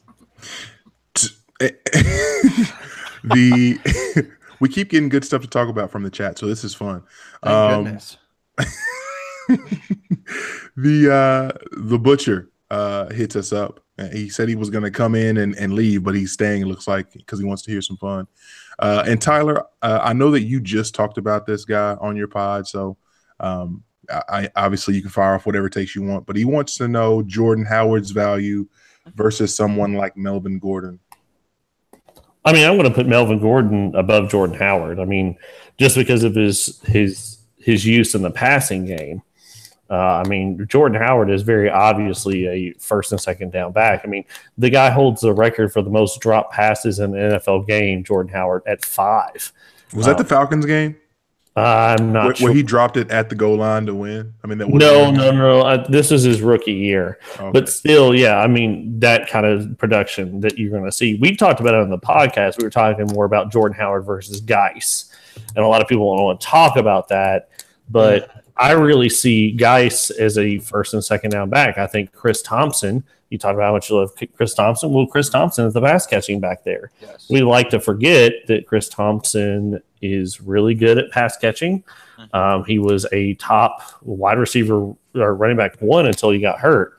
So what I worry about is that there's this notion that Jordan Howard isn't worth a 1-2 or a 1-3. Yet at the 1-2, you're taking Darius Dice. Most people are. And I'm like, so you're taking a 1 and 2 down back, but not willing to trade for a 1 and 2 down back that has played in the NFL. That's my issue. I'm not. So now maybe that's hot, and I'm well aware. And I talked about this on the podcast. This may be a hot take, but I'm just saying that Jordan Howard was the second rusher in the NFL as far as yards go, with stacked boxes, John Fox, terrible defense or terrible offense. And I keep trying to, because I'm a Bears fan, I know, I keep trying to get away from it. But does anybody else see like the whole situation of what the Rams went through? Now, Jordan Howard can't catch like Todd Gurley, so that's not the comparison. What I'm saying is you have an older coach who was not very good. They bring in a new young-minded coach with a quarterback in its second year, a running back that everybody was down on. They bring in some more pass catchers, and everything just starting to click. Does this sound familiar at all?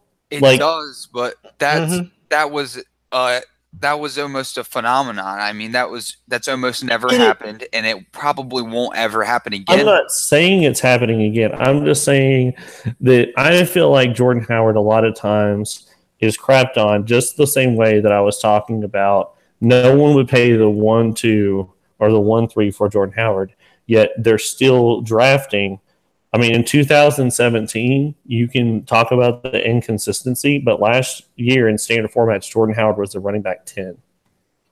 How do you describe that you would trade a running back 10 for, you would not trade him for the 1-2, 1-3? Okay, so with that in tow, Jordan Howard or Nick Chubb? You know what? I think that's a great question. But the difference is that right now I could trade Nick Chubb for Jordan Howard plus. That's my issue. Probably. It's not. If you were to tell me, wait. I don't know if I heard you right, and I'm not trying to be funny. I really don't know if I heard you. You said you can trade Jordan Howard for Nick Chubb plus. I would believe so. Yeah. You think so? Okay. Oh because, yeah, I'm sure. With Nick Chubb going at like the 1.5-ish, depending on where you put the 1.4, maybe, depending on where you're putting Penny at. So ADP wise, right now, Jordan Howard side. Yeah. Jordan Howard's running back 15, Nick Chubb. But looking at Twitter and looking at the perceived value of people, I don't think people see it that way. I think that the rookie hype has taken over to where I could get Jordan Howard plus a second for Chubb pretty easily. Maybe a 19-second. Yeah, I could actually probably see that. And I would much rather have Jordan Howard in the second. I don't know. I don't understand that in PPR formats. Yeah, Jordan Howard suffered. He was running back 14, but I mean, we're talking about a guy that saw 40% stacked boxes. I don't think he's going to see that this year. And it's really not because I'm a Bears fan. I just don't understand how, yes, he can't catch. I 100% agree. But there is value in a 1 and 2 down back. There is. I'm sorry. And I think that's what Darius Geis is. Darius Geis is a 1 and 2 down back. So I see Geis as a better runner.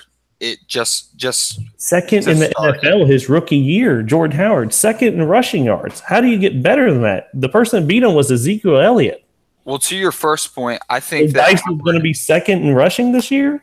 I think that Howard and Cohen are probably have a decent chance of equaling Gurley, just to the first point. So if you're making the Rams comparison, the two of them might be able to equal the Gurley production, but that offensive line for the Redskins is very, very good. And not because I'm a Redskins fan, just like not because you're a Bears fan.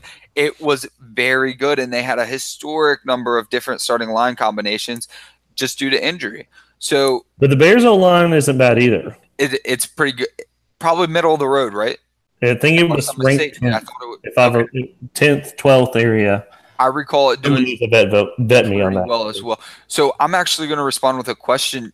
How do you feel now with Anthony Miller and Allen Robinson, as well as Trey Burton? You have 3 passing options that are better than your wide receiver 1 last year. Not to mention that Trubisky's only going to throw 10 times a game. Well, I would like to think that goes up now, which is going to hurt Howard's value even more. Yeah, but you also got to think, too. I mean, if he's throwing the ball, I think we all want to make this illustration that Mitch Trubisky is this great quarterback that's going to feed Miller, A-Rob, Trey Burton. I really think that what it's going to do is just keep pressure off of Jordan Howard, and I think the Bears are going to do what the Bears do. The Bears had a sneaky good defense, top 10 last year. I think they're going to play. I think they're going to run the ball a lot more than a lot of people think. And I know that Jordan Howard is a polarizing person, but because he's polarizing, I see his value in ADP and his value in trades has dropped. And you know what? I'm all about value, and I'm all about trying to. Do I think Jordan Howard is my running back 1? No, but right now he doesn't have to be.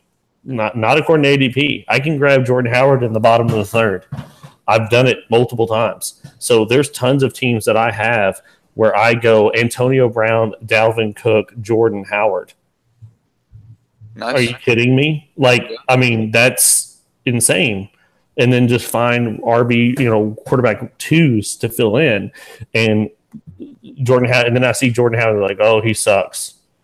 I'm seeing in chat people are saying, it's a lazy comp to the Rams finishing strong with what the Bears should do. I understand that this can't happen. I'm just saying that there's no way you look at the situation that what the Bears are doing and say this hurts the run game. I just don't. I don't think you can say that. Does it make him Todd Gurley? No, it doesn't. I don't think it does at all. But you're looking at a guy who finished as running back 1 his rookie year, led the NFL in rushing, and then you're seeing a guy who finishes running back 14 in PPR and running back 10 in standard. Why don't you want that? I don't understand. Please alleviate why you don't want a top 14 running back. So how do you feel that Cohen's going to affect his value this year then? Because if you're talking that young offensive mind coming in, you have to be referring to the fact that he's going to utilize the Swiss Army knife that didn't get utilized at all last year, which was pathetic. I mean, the first half of the season, you thought that you had Alvin Kamara on your team, and then you just stop using them. So you would like to think that Cohen's going to get used now. So what's that going to do to Howard for you if he finished 14 last year? I mean, once again, though, let's say that Jordan Howard regresses. Let's suppose. I agree. So let's say he regresses, and let's say he's running back 20, 17, 18. Cool. I paid a 3rd-round pick for him. Oh, wow. Well, if you could get him for a 3rd, that'd be phenomenal. Not a 3rd-round rookie. I'm saying a 3rd-round startup. 3rd-round startup. No, I know. I still think that's good value. I mean, he's my running back, too. Mm-hmm. Sure. And he's 23. Sure. Man, this is awful. This is the worst. So ADP, he's going 35 overall, but I think that Tyler, I don't think the argument, and I'm not speaking for like Jordan Howard haters or anything, because I don't hate Jordan Howard at all, but I think the question just becomes, like you said, I think you're hitting the nail on the head. If he's your RB2, wonderful. Like let's ride, let's go. Yes, absolutely. I think the only question becomes, what is his ceiling when obviously we're in a new offense? You've got Tariq Cohen, who everyone thinks is going to have an increased role in that first year. Like you said, 2nd in the league in rushing yards, finishes as RB 10 at 230 points in PPR leagues. So the question becomes, like, is that 230 point going to be his ceiling, or like 250 if we give him some buffer? Absolutely. I don't picture Jordan Howard as the top 5 running back. But I think that's what I'm lifting up what you're saying. I think you're spot on in that he's of course he's a valuable piece to a good roster. No doubt.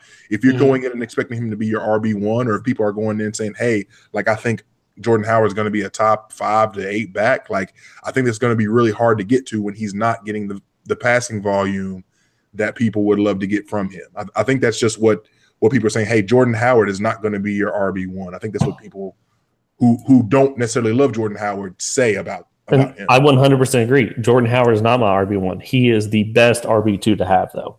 That is my takeaway, because he's going to have RB1 weeks. He's going to have games, and because of the inconsistency and the fluctuation he has. But my point is that I can get him for what, a 1.6 rookie? Every bit of right now, right? Something like that. Something around there. 1.6, 1.7 rookie. Easy. Hopefully the owner lost their playoff game like I did because of Jordan Howard. This is an important thing to do and talk about, is that a lot of people on Twitter will say, "Oh, I love Darius Guice. He's a running back 1." Okay, then who do you have in front of him, and who do you have behind him? Because in order for him to be running back 1, there has to be people with him, and there has to be people below him. So who is behind Darius Guice for you? Do it, J Mike. And so do what? Sorry, I was doing some number crunching. Guys. Okay, sure. Sorry. Running back, Guice. Keep talking, Tyler. Yes. So where do you have Guice? I mean, that's my question. To me, Guice is in the same boat as Jordan Howard. I really believe that. No, you're May ADP. I mean, you're the 3 guys we've just talked about: Darius Guice, Jordan Howard, Nick Chubb. Boom, boom, boom. What was that? What was that Key and Peele skit with the bachelor party? The Oh, yeah. But that's my point: is that people would not trade the 1-2 or 1-3 where Darius Guice is going for Jordan Howard. But yet, when it comes to a startup, they put them right next to each other. Now, do you think that's based off of perception of just like their individual situations, or why do you think that is? I don't know. I'm asking the world. I have no idea. Because that's the franchise. Because I mean, the way that you've explained it, it just seems like to me the only difference is, I mean, yeah, who they're playing for. I mean, otherwise, it's the new. It's the new. That's honestly it. It's the rookie hype. Is that you know what Jordan Howard is, and is it a running back one? No, it's not. But then we project, oh well, Geis is a running back one. Okay, well then who do you have in front of them?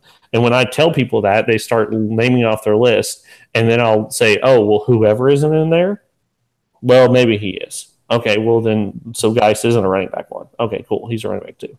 And so that's my issue is that when you start talking about people, oh, this guy's a running back two, that's my first response. So you've got Bell, Zeke, Alvin Kamara, DJ. I mean, you start naming them off. Where does Geis fall for you? And to me, he always seems to fall as a running back two, right next to Jordan Howard. Yet I can take the 102, 103 when I get Geis at, trade him for Jordan Howard plus every single time. Yeah. For the same 1 and 2 down back that I'm getting. So does Jordan Howard feel at all to you like a rookie? I mean, everything that you've said to me besides going into 18 can be utilized as the exact opposite of the point that you're trying to make, where you've got all these players coming in, you've got the new systems, you got the whole RAM thing going on. I don't see much difference between Geis coming in as a rookie and Jordan Howard coming into 2018 on that Bears team, just because of all the things that we've said actually in kind of I mean, this is going to be a new year for Jordan Howard. But totally different that I've seen Jordan Howard do it. I've not seen these rookies do it.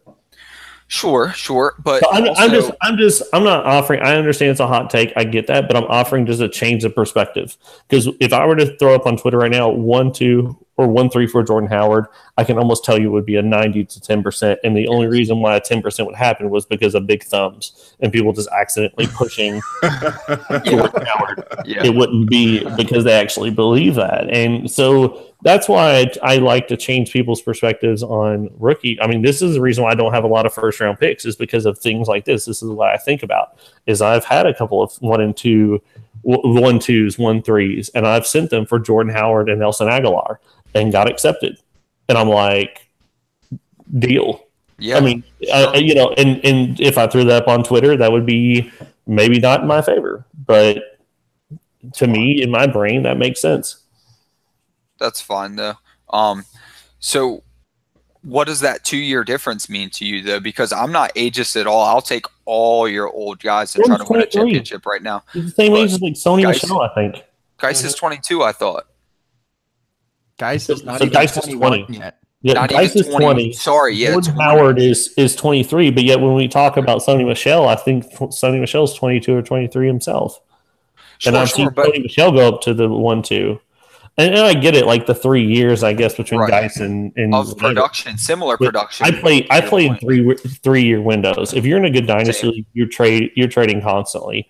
If you're not trading, then you're not in a good dynasty league. Get out.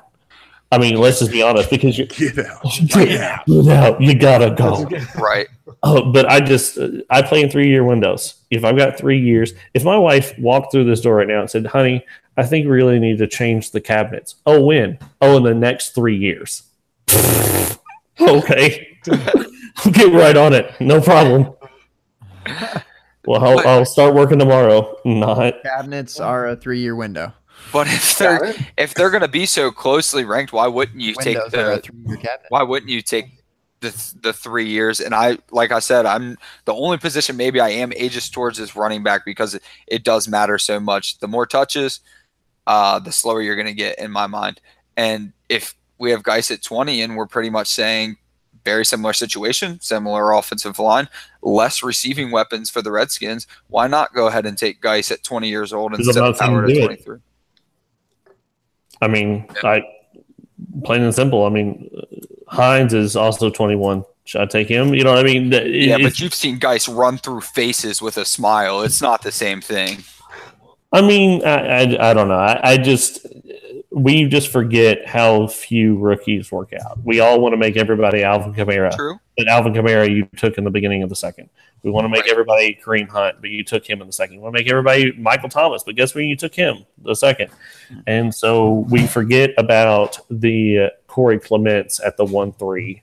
We forget about the Mike Williams at the 1-5.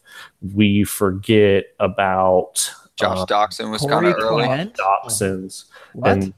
Not the Corey Clement. I'm sorry, the Corey Coleman. My apologies. I flipped those guys a lot. 'Cause I'm stupid. That's what I heard. I thought you said Corey Cole.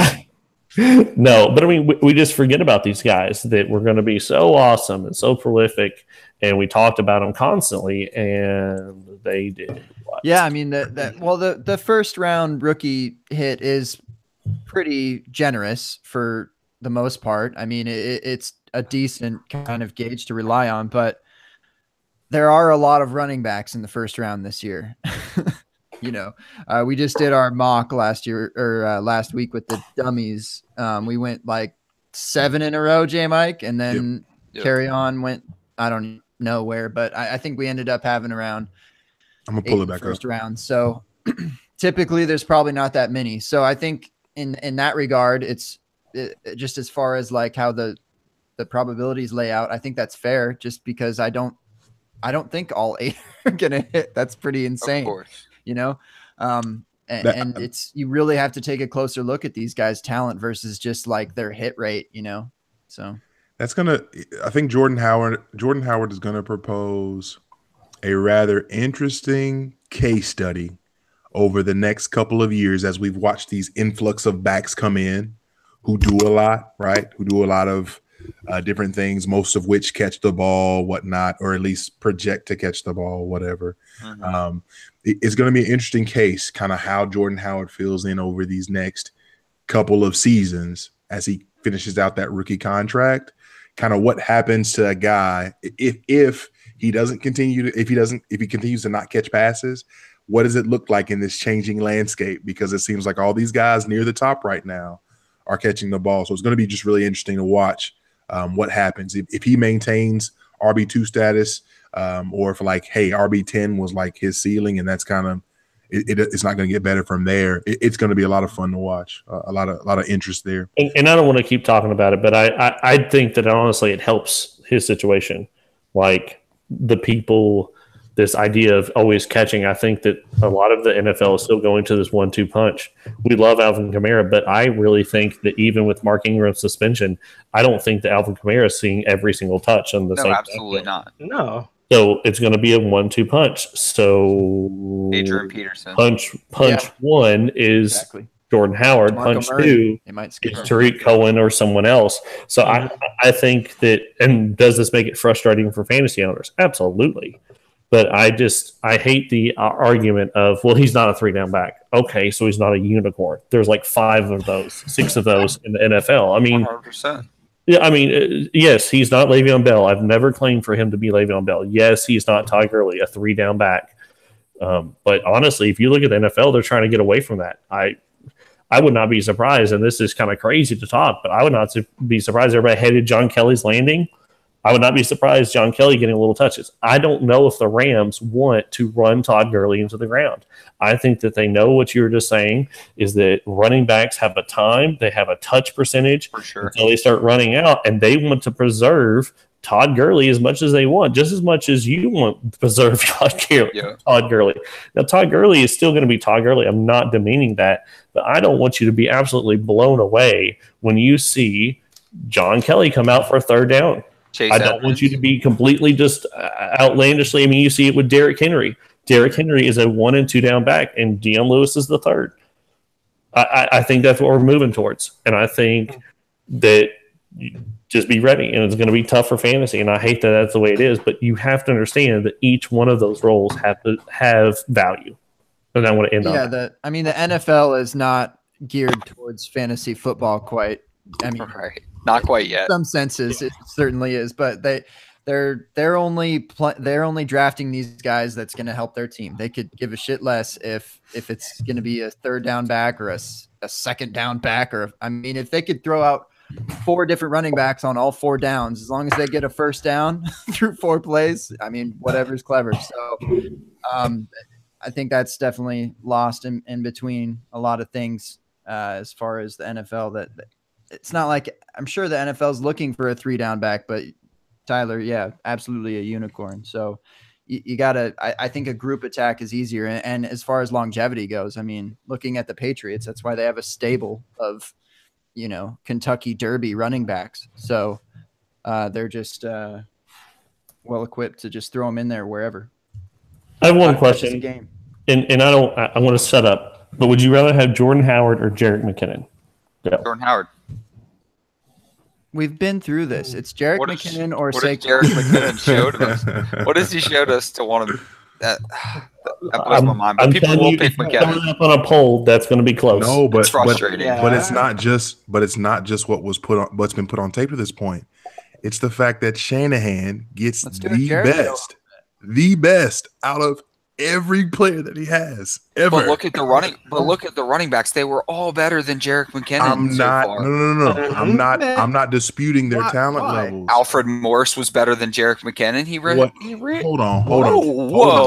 Hold on. Whoa. Hold on. Here we go. Guys, you Hold on. forget what Alfred Morris did in his first year with the Redskins? He was a grinder. Yeah, he Sure, but did his job. I'll look at the fantasy numbers, but he was a viable fantasy option. No. Jerick Adam, you're changing the narrative in the middle of you talking. What? Nobody said he's not. Nobody said wasn't good. Nobody said he wasn't fantasy viable. But why You is posed the Jerick question. McKinnon more viable? Is what I'm getting at. I'm telling you, people are going to tell you that it's because he's with Shanahan and his metrics, his athletic testing is off the charts. That's what people are going to say. But it's been off the charts for 4 years. In crappy Minnesota, where only last year Why? they were any good. But why is it offensive line crappy? was Adrian Peterson Let's look back. Peterson went down, and you got Jerick McKinnon quickly lost his touches to Matt Asiata, and then you brought in Latavius Murray to spell Jerick McKinnon because they weren't comfortable then. Then Latavius Murray got bumped to second because Dalvin Cook fell. So then Jerick McKinnon was the third back then, and now all of a sudden he's going to go to San Francisco. I watched Addison Hayes' video. It's amazing. He does an awesome job. Love the projections. I get all that. And I also get that he's probably going to score more PPR points than Alfred Morris. That was a little bit outlandish. But what I'm getting, but here's what I want to get at, though, Morris had some in good all years. seriousness, is that I don't think enough people are looking at the running back, okay? I understand the situation is amazing, but I think a lot of people are going to end up getting burnt because it's still Jerick McKinnon at the end of the day. It's still Jerick McKinnon, who I think is a great third down back. He's a great pass catching back, but you can't just expect him to come in and get 250 touches when the most he's ever had is 170. Carries. I also think that it's a different. I mean, athleticism, elite, right? But he changed positions completely. I mean, thinking about how to do that at the NFL level is like, I don't know, pretty intense to me. And maybe it only happens for a year or two. Maybe it's just a flash in the pan. But I mean, like Alfred Morris, Devontae Freeman, like these guys were very unathletic.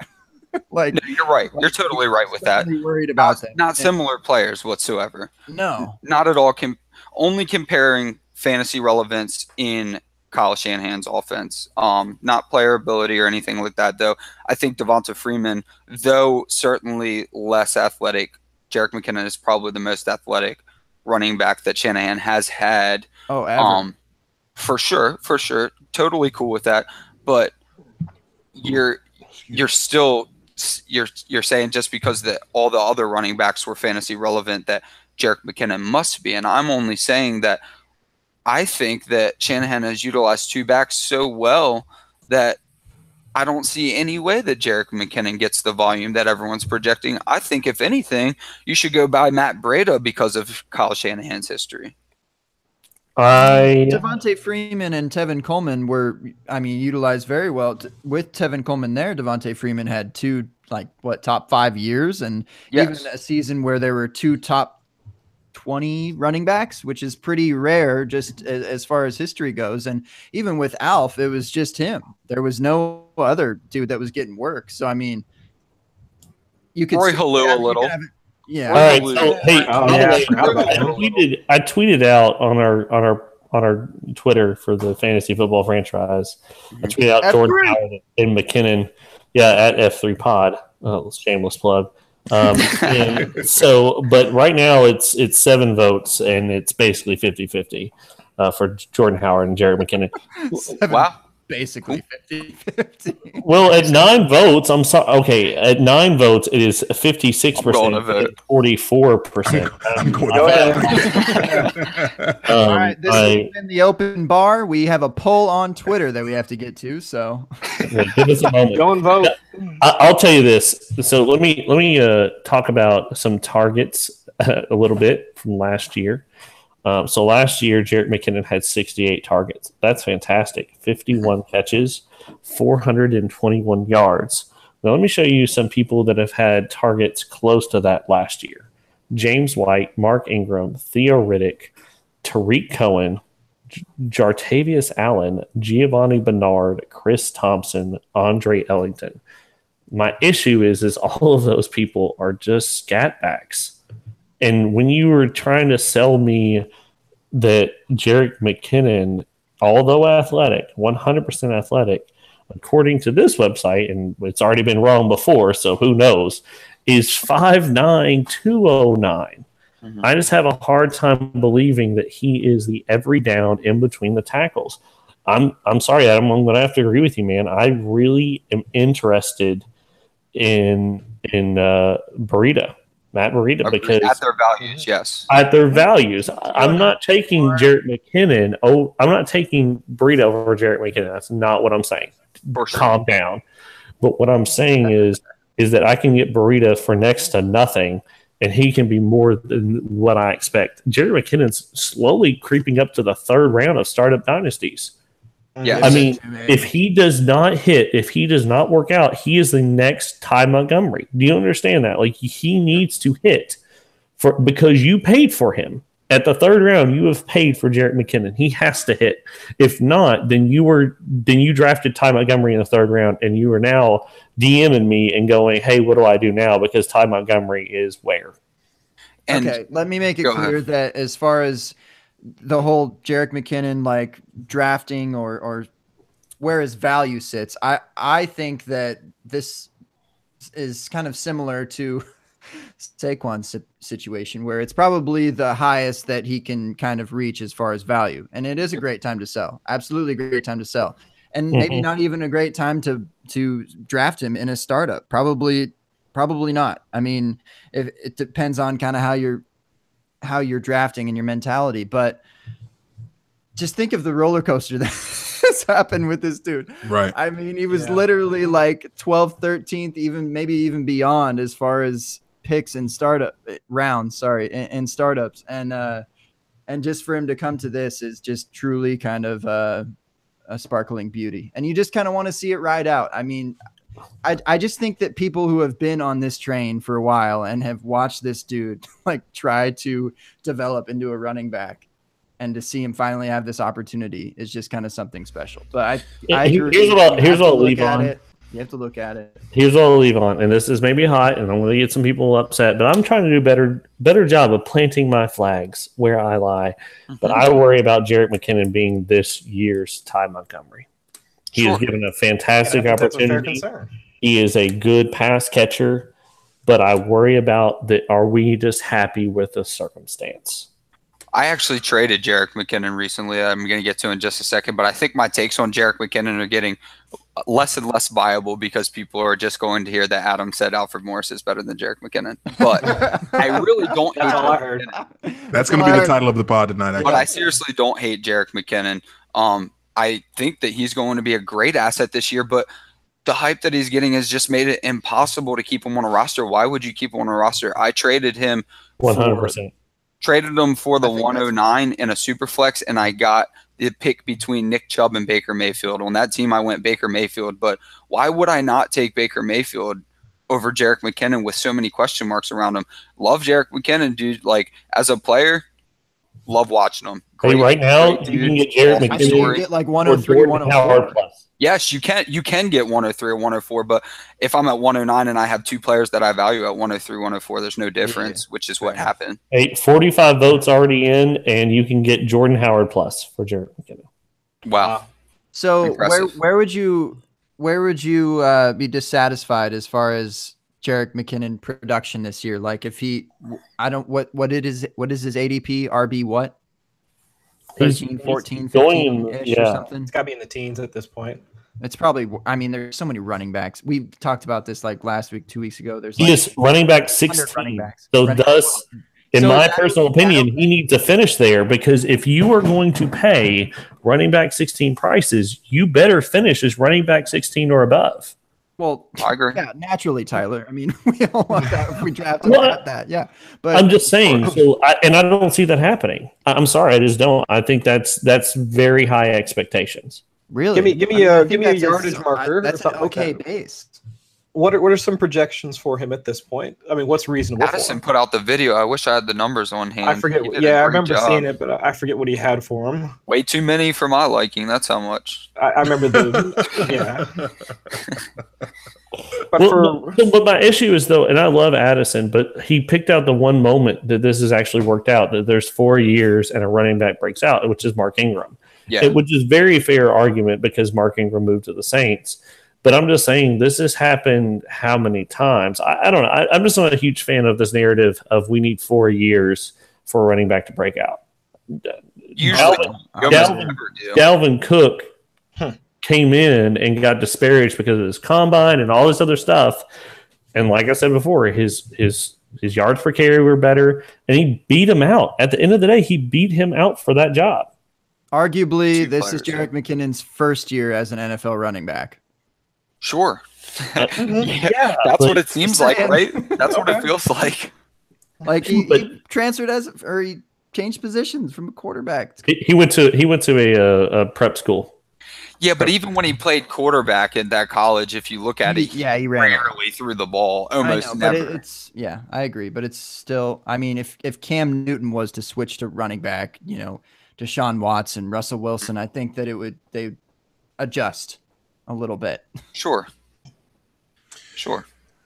He is the most, McKinnon- he's one of the most polarizing players right now. I think know. Jordan Howard and Jerick McKinnon are one of the most polarizing players right now, as far as like in that running back 2 range. McKinnon's gonna have some great. He is gonna have some great weeks. I'm not even like super like excited about either one, Tyler, but for whatever reason, I cannot jive with what you were saying about McKinnon. Like, no. And here's the thing. I get hey, I'm not buying into him. Like, I'm not really feeling that. I get that. I don't know how I feel about him either. But I think that, like, okay, if I don't see it this season with Shanahan, like, I think I'll probably feel a lot more like you maybe. But then you're stuck. But there's Too way, late. but that's the thing. I don't think that's going to be the case. He and when you bring up Tymo, and I don't want to belabor this because I think it's about time for us to get going. But when you bring up Tymo, obviously I think specifically in PPR and Dynasty, the NFL has moved, and I think that Zach said a lot of this in the chat, so I'm kind of echoing a lot of what he was saying. But the NFL's moved to this point where guys who are going to catch the ball are naturally going to be players who are going to be scoring more points in fantasy, particularly. Like I think he brought up the fact that literally Kamara had 9 carries a game last year and finished as RB3. Like, it's absurd. Outlier. No. I don't dispute that. Obviously, but the point still stands that I think that McKinnon is going to have the opportunity to be able to touch the ball a lot. And opportunity is king. 100%. And I don't necessarily think that it's fair that you're comparing to Tymo when Tymo broke his ribs and I think only played in like 7 games last year or 8 games. When in like half of those games, I'm pretty sure he was like an RB1. So are you buying Tymo? I love Tymo. Oh, heck yeah. I love Tymo. Because Then I'm fine. Because I think that Tymo's going to be involved in Tymo's Green not Bay's bad offense, whether he's running back or wide receiver. I don't think it's going to matter. I think he's going to be involved. And especially what you can get him for, probably like penny. Almost nothing. He's an afterthought at this point for a lot of people. So, but here's my issue. I have nothing against Jerick McKinnon at all. I like Jerick McKinnon. I'm fine with having Jerick McKinnon. My issue is the price. The price. Everybody That's fair. comes That's fair. down to price. That's fair. And at the end of the day, at wide receiver or running back 16, and I'm looking at the people that go behind him right now, according to MFL, you're looking at Derrick Henry, Rashard Penny, Sony Michel, Nick Chubb, Mark Ingram, Royce Freeman, What you're telling me is that I can get any of those guys plus.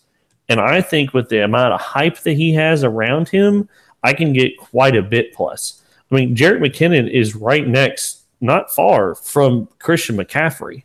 So you're telling me I can add a little to Jerick McKinnon and get Christian McCaffrey? Oh, yeah. Deal. I'm 100% with you on that. I don't think that's where I think there's a difference between value proposition versus production, though. Yeah, I just want to know. Tell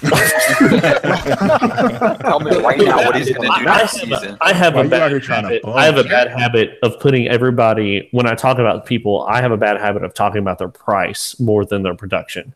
Do I think that he's going to have the opportunity to touch the ball a lot? Yes. Is opportunity king? Yes. Is he athletic? Yes. But the prices are just through the roof, man. I think that's the thing. I think at RB16, you're saying you're choosing not to buy. At RB16, I think that I'm choosing to buy. If I have to pick one side. So you think he finishes higher than a running back 16? I think that 16 or better if he plays. Yeah, if he plays a reasonable amount of games, yeah, definitely. I think. All right, so you don't have to do it right now on the spot, but who do you have in front of him? I don't have a current set of rankings currently, but I will look at DLF right now. Sorry, what were you saying, Tyler?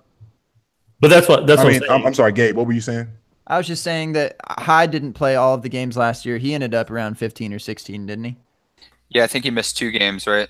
Mm-hmm. I believe, yeah, he missed 2 games, and he was, I want to say, a little bit higher than 15, but still, I mean, similar in that offense. And he's not a pass catching back, so you'd like to say that Hyde's going to give up some of the touches. Duke Johnson did better than Jerick McKinnon last year. Well, he did better than a lot of people, though. Yeah. So Jerick McKinnon in May ADP, Jerick McKinnon's going as running back 21. So he's cooled off, I think, from whatever was taking place previously. So behind him, I'm looking at NFL. I'm not looking at DLF. Okay. So behind Jerick, and I'm taking Jerick probably over all these guys. I love Tevin Coleman as much as anybody. So LaShawn McCoy, Rojo, and I love Rojo. God, this pains me to say. Gosh. We didn't even talk about him tonight. I wanted to talk about him as far as just a pass catching role type of running. Tevin back. Coleman, Kenyon Drake, but those are behind him. So let's look at what's in front of him. Uh-huh. I'm taking McKinnon over Ingram this year, like it or not, specifically with the 4-game suspension. Right. Give me a 4-game head start. I like that. I'm probably taking Jerick over Sony because I don't know what New England's going to do. I'm taking Jerick over Seattle's Rashad Penny because I know Peter Howard loves Rashad Penny. And I know people love, and I love Russell Wilson as much as anybody, but I don't. Seattle's gross. And then Derrick Henry's at 17, and obviously they brought in Deion Lewis. Jerick, yeah, I think I'll take Jerick over Henry. I think I'm at this point. I'm pro Jerick in that top 16. Deion's the starter, anyways, and that's ADP anyway. So. I think at 21, I might be in at 21. 21 sounds a lot better than what 16, 15. Yeah. 21 sounds a lot better. You might 16 also, I think we need to talk about this too. There's a disconnect between ADP and trade capital. No, that's fine. But if we're talking we're talking value versus production, I understand your point when it comes to value. Like, oh yeah, what you can get for McKinnon, great, do it. I'm saying I think McKinnon can finish top 16. Okay. With the opportunity, sure, he could. And obviously, he could not finish the top 16. Here's what I think. I don't want to go. I don't want to talk about possibility. But I think Adam hit it on the head. I think that Matt Breida has more upside. I just do. I mean, I can give Matt Breida for nothing. I don't know about values, but again, that's value versus production. Like that's different. Again, it's value. I mean, yeah, it's 100%. Do I think McKinnon will outdo Breida? Yeah, absolutely. Okay, right. So then we're not even talking about the same thing at that point. We're just saying, but you can buy low, just like I was thinking earlier with Tariq Cohen. We're talking so much about Jordan Howard, it just made me want to buy Tariq Cohen. Same thing. We're talking so much about Jerick McKinnon, it just makes me want to buy Matt Breida because it's the type of offense that you're going to utilize 2 backs. Sure, I think Jerick McKinnon's going to be an awesome pass catching back. He's probably going to win you some weeks. I've been forced into hating Jerick McKinnon all off season on Twitter, so everybody probably just knows me as the hate Jerick McKinnon guy.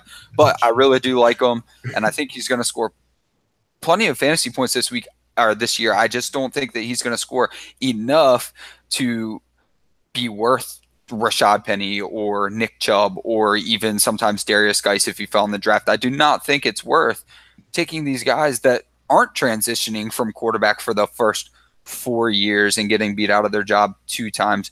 Jerick McKinnon, awesome player. He's probably going to do some good things for your team. But if you miss out on Darius Geis for the next 6 years or whatever he plays very well at, I don't think that's going to be a very smart decision.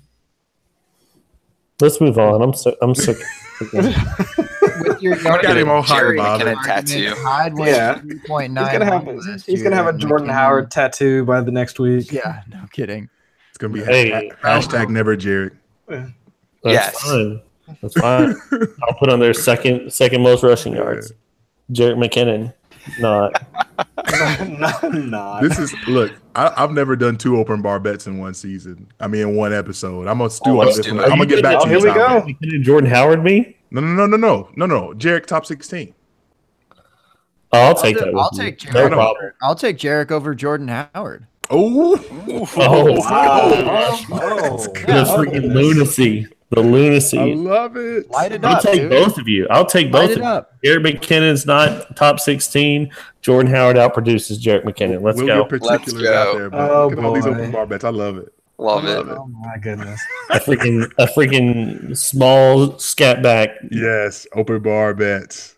Yes. Okay. I'll take it. And obviously, I don't this even is- know what's the punishment. What I don't even. we can get to that. We'll get to that. We'll let you know if we find out if we You're want. you're not leaving Bowling Green. We're not leaving. We'll be around. Wait. You're putting my location into this? Why is Bowling that? Green, Ohio. Bowling Green, Ohio. That's Northwest Ohio for those that may Ohio. not know. Why is that important? Like I feel like I'm just gonna get a knock on the door and just Zip Like, code. Look, I'm Give trying me to the help you code, out, J-Mike. Tyler. I the said little Bowling the Green, little Ohio.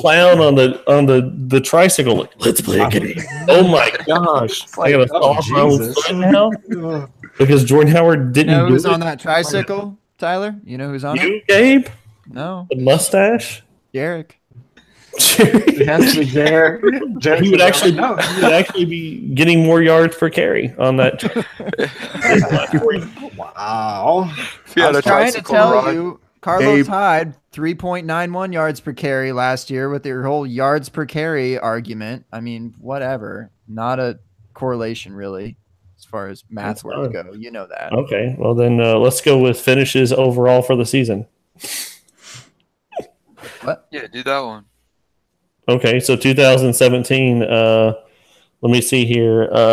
What does this say? Latavius Murray, running back 20. Jerick McKinnon, running back 24. That must be a mistake. Different. They were on different teams, right? I'm They pretty were. sure. They were. Oh, okay. They were That on- makes sense. They were on first. Did both of them Third play down. the same amount of games? Oh, they did. Did Latavius Murray get more carries? Well, we did. Did he get more yardage and No. yards per carry? Yes, he did. That's odd. Did Latavius have any receptions? Just off the top of my head, since you're looking, like, He had, like, obviously he had maybe 3, but what did he actually have in receptions last year? 15, It's like less 15 than 20. receptions. 15 receptions. Derek Yeah, had 51. Okay. yeah, 51. So I'm really excited about a scat back because that's what you're buying. He's going to be an awesome pass catching back. I agree. I think he's going to be one of the best fantasy options in terms of pass catching back. Okay, well then, so if we're gonna buy really good scat backs, why would you not trade Jared? No. There you go. You keep switching it. No, Tyler. It's not about the value. We're not. Nobody's disagreeing about the value. We're talking production, purely production. Okay, all right. I was just looking at production here. Just running back 24. That's all. Running back 24? What I'm looking at. I don't. If you've got a different numbers on your Wait, end, was he? no. Wait, On a was team Jerick with McKinnon? Latavius Was Murray, Jerick McKinnon 20 points in PPR? Was he 20 points behind Cook. Jordan Matt Howard? Is Breida, that correct? Not even Latavius Murray. Sorry. See, now, Jared I'm McKinnon, sounding running like back I hate PPR, Jordan he's Howard, and I 17. don't hate Jordan Howard. See what you're doing, Tyler? Oh, I hate You're Jordan Howard, creating but for divisions. You're different creating divisions. It's this device. And I'm sorry, I was looking at standard. My apologies. I clicked the wrong stupid button, so I'll shut up now. It's 2018. We don't need this much divisiveness. Yeah. Tell your grandpa we're not playing standard anymore. Why does anyone play standard? Yeah, that's true. That's the worst.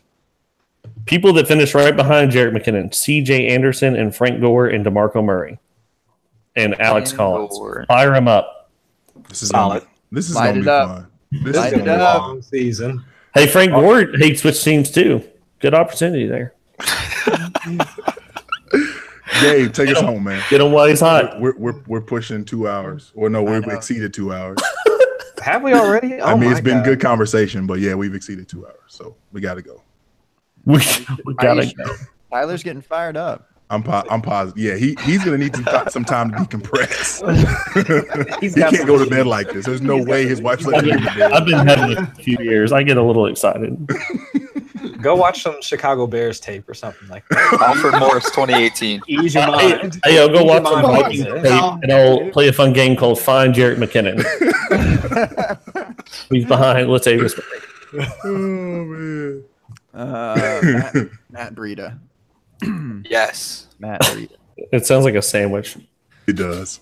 Yeah. All right. This is the most football talk that has ever happened on the open bar. Sorry. It got real. No. This is wherever the conversation takes us, and it was beautiful. Yeah. Chat was lit. You guys were lit. This was great. Okay, let's go home.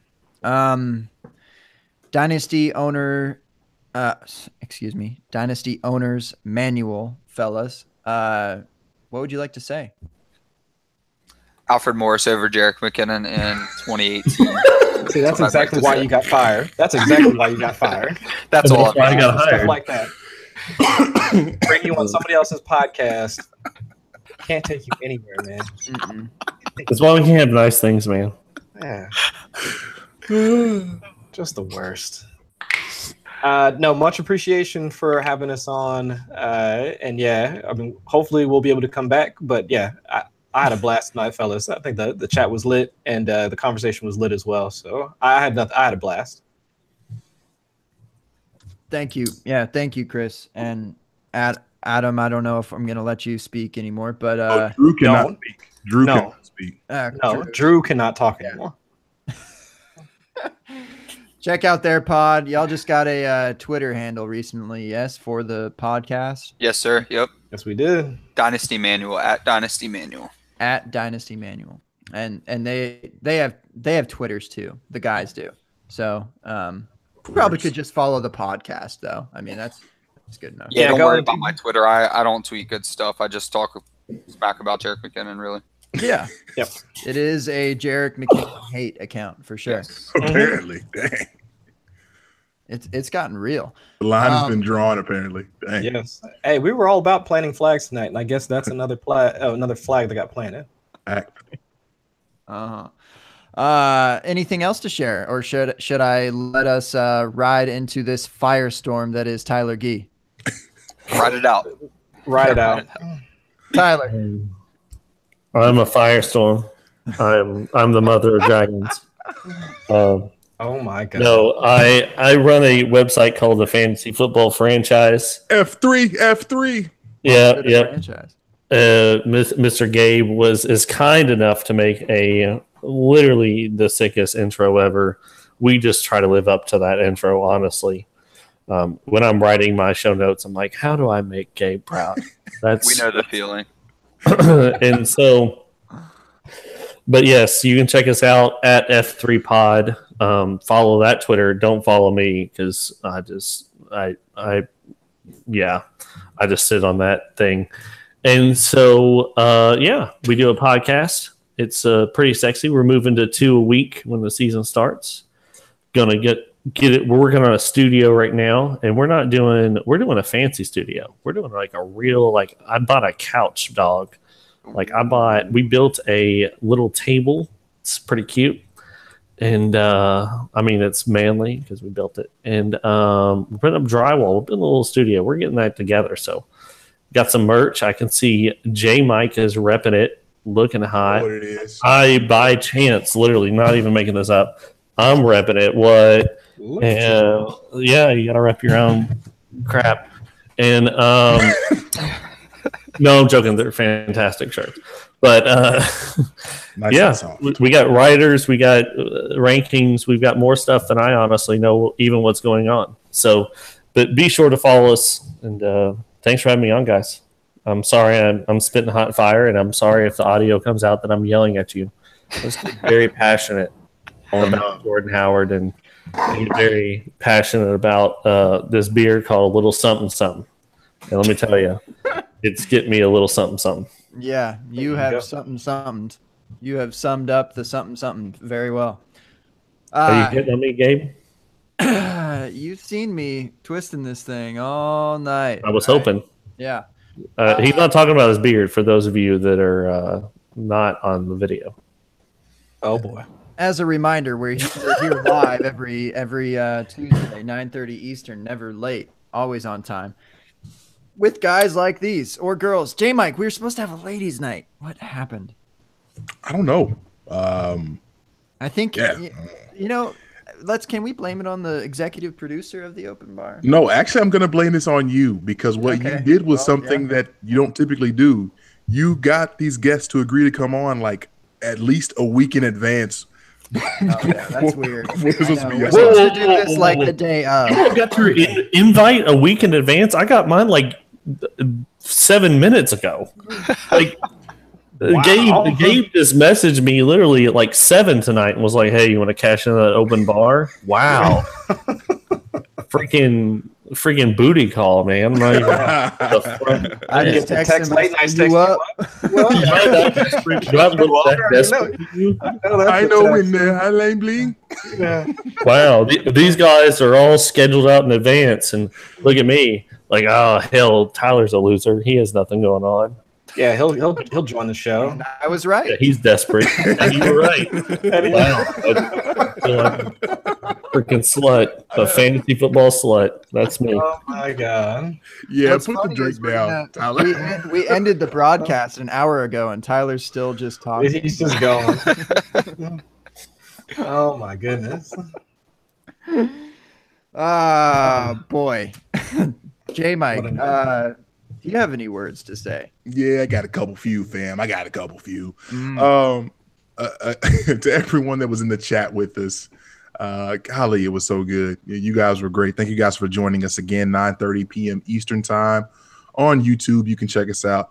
For our guests who didn't plug their Twitter handles, I'm going to do that for them. Yeah, sorry. Definitely saw that one. So you'll find Adam, aka Drew, aka Alfred Morris, #1 fan, at DHH_Adam. Thank you. You can find Chris Allen on about 15 different podcasts, and his work is everywhere as well. He's at Chris Allen FFWX, as in for free we X-ray. Yeah, something like that. Yeah, we'll go with exactly. That. Perfect. Obviously, Tyler Gee is at Tyler Gee NFL. His podcast is at F3 Pod. I don't know where that. What is Dynasty Manual? Owner's Manual? What is their handle? Dynasty Manual. At Dynasty Manual. Apparently, Twitter thinks that Dynasty Owner's Manual is too long. Oh, Fair Wow. enough. I Dynasty couldn't get Manual. of all time, man. Yeah, I'm about to write a letter. I'm that pissed. A strongly worded letter. Right, one you letter. You can find the show's handle at the Open Bar FP, as in fake pigskin, and to our big homie at Black Dynasty Law, Daryl. Daryl, we will remember to actually tweet from the show's handle when we go live. That way, you know exactly when we go off. So, Daryl's our homie. He goes back to the Grab Bag Fantasy days. He's a Grab Bag Fantasy alum with me. Salute. You can find me on Twitter, your boy J Mike, at J Mike Check, at JMIC Check. Thank you guys for listening. And if you're listening to this in podcast form, you can find us on Apple Podcasts, Podbean, Stitcher, Google Play, and probably 15 other places that I'm really not sure about, but we thank you for supporting us there as well. One of these days, hopefully, Gabe, we can have open bar merch because someone just asked about that in the chat, which would be dope. Yeah. How about that? People actually want to wear stuff that, I don't know, has. I think. Hey, talk to me after. Talk to me after. Fun things to say. Hey, on the real though, J Mike, talk to me after this. We won't talk. Yeah. Oh boy. There you have it. We're going want to talk about Jerick McKinnon before we talk about anything else. We're not going back. We're not going to I rehab. also saw in the chat Tyler, that Tyler is lit. no. Y'all are gonna be talking till 2:00 in the morning. Take us home, All right, Gabe. All right. Let me backtrack 1 second, though, J. Mike. We Yes. have a Twitter handle. At the open bar FP as in fake pigskin. The Man, homies that put us on. I wish I could remember that, because then I'd actually go out to that and tweet out, the little live tweets that I drop every so often. I just, just can't quite remember the pod's Twitter handle. So good to know. Good to know for next week if we have a show. Are we having a show? We're having a show.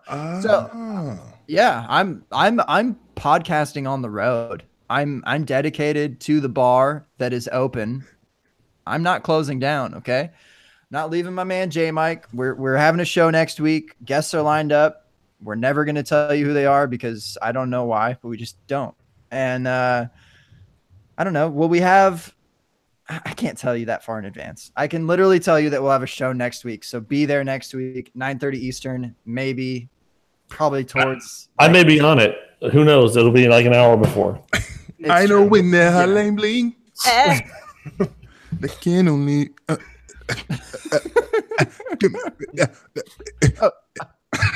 Oh my god. Ever since I left the city, Just stop it. No. This is the end of the show. That you can't top it. started when a lesson going. That's the way to go out right there. We Who needs we probably got to pay somebody royalties for that. We I got think stop. you got to be careful with that one. Yeah. Yeah. So we're part of Fake Pigskin. Thanks for letting us do our thing, piggies. We much appreciate that. Go online and get their subscription service. It's like one hot and ready pizza. I mean, what are you gonna do? Eat a hot and ready or learn about fantasy football? Up to you. So get one of those. Thrive Fantasy. We got a link down in there. Do some prop betting, some DFS stuff. That's fun. I'm going to Vegas soon. I'm going to do some prop betting of sorts. That's for sure. Not sure if it's on Thrive, but y'all should do that because you can't go to Vegas every day of your life. I am FF Man Bun. Still can't stay with a straight face. I can't do it, dude. I need Twitter to add that extra letter so I can go gearing of all time. I can't. All right. I appreciate everyone that joins us in the chat, that listens in podcast form, and especially our guests that are here with us to make this show happen.